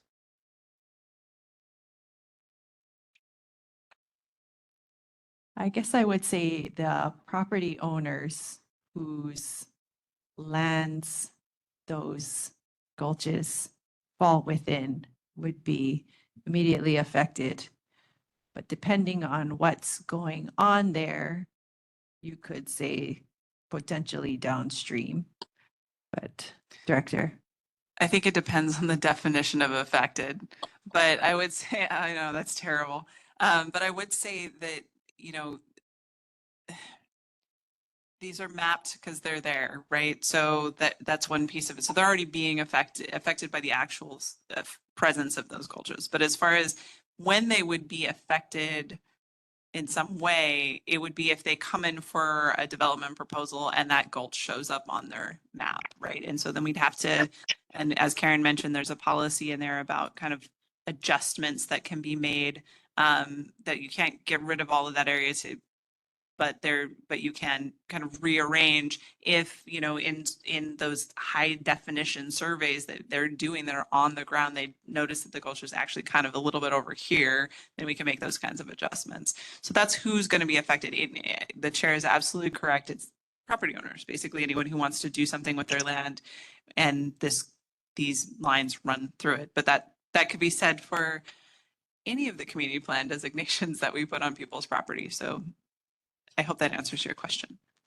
Okay, so just to clarify, so if I submit for a permit that somehow intersects with the gulches, I will need to provide additional information about that overlapping area to supplement my permit. And if I don't agree with the overlap, I would just supply evidence that there is no gulch here. Like, just wondering, at me as a residential owner, when is this gonna be a pain in the, how do I guess resident or a mass builder? I'm just wondering, there's a lot of concerns. So I'm just wondering what is the extra added layer of work that someone has to do if, let's say, there is an error in one of the maps.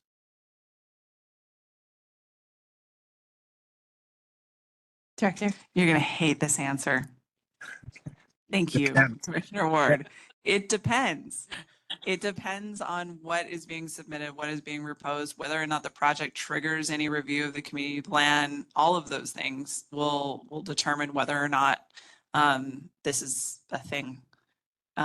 So, I mean, and it's gradients. So like if you have a big project, yeah, you're going to have to look at this. And I think to the question of how we would handle it, yeah, if the applicant comes in and says, we've done the survey and it looks like this gulch is actually here, we can make that adjustment without any difficulty because of the policy. Karen, do you want to add to that? It sounds like.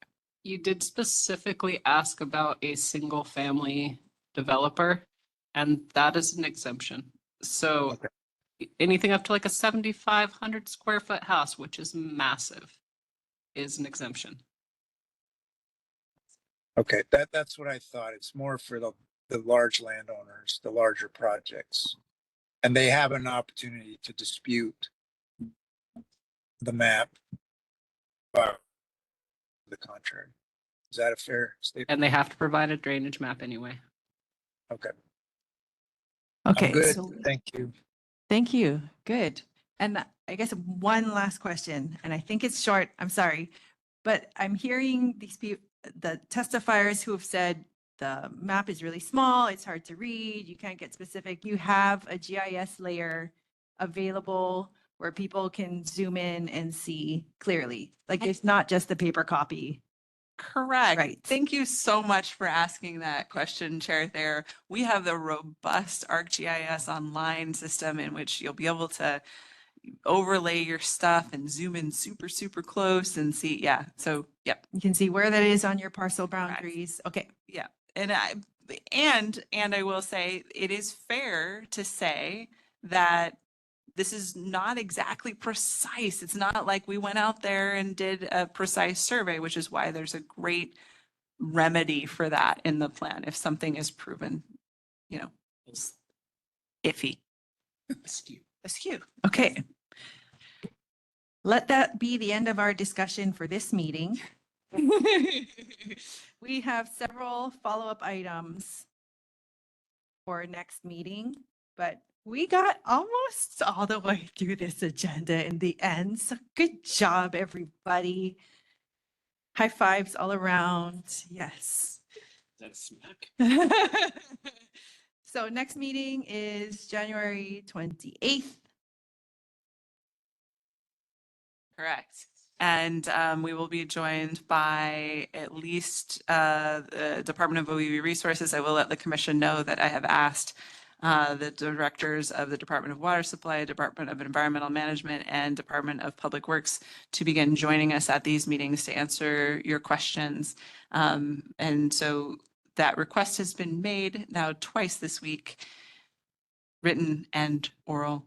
And so hopefully they're going to start attending our things so you can ask questions of them. Brilliant. Yep. Okay. Thank you, everybody. Good job today. Appreciate you all. And I'm grateful to be here with you. See you on the 23rd and then on the 28th. Ahui ho. Meeting adjourned.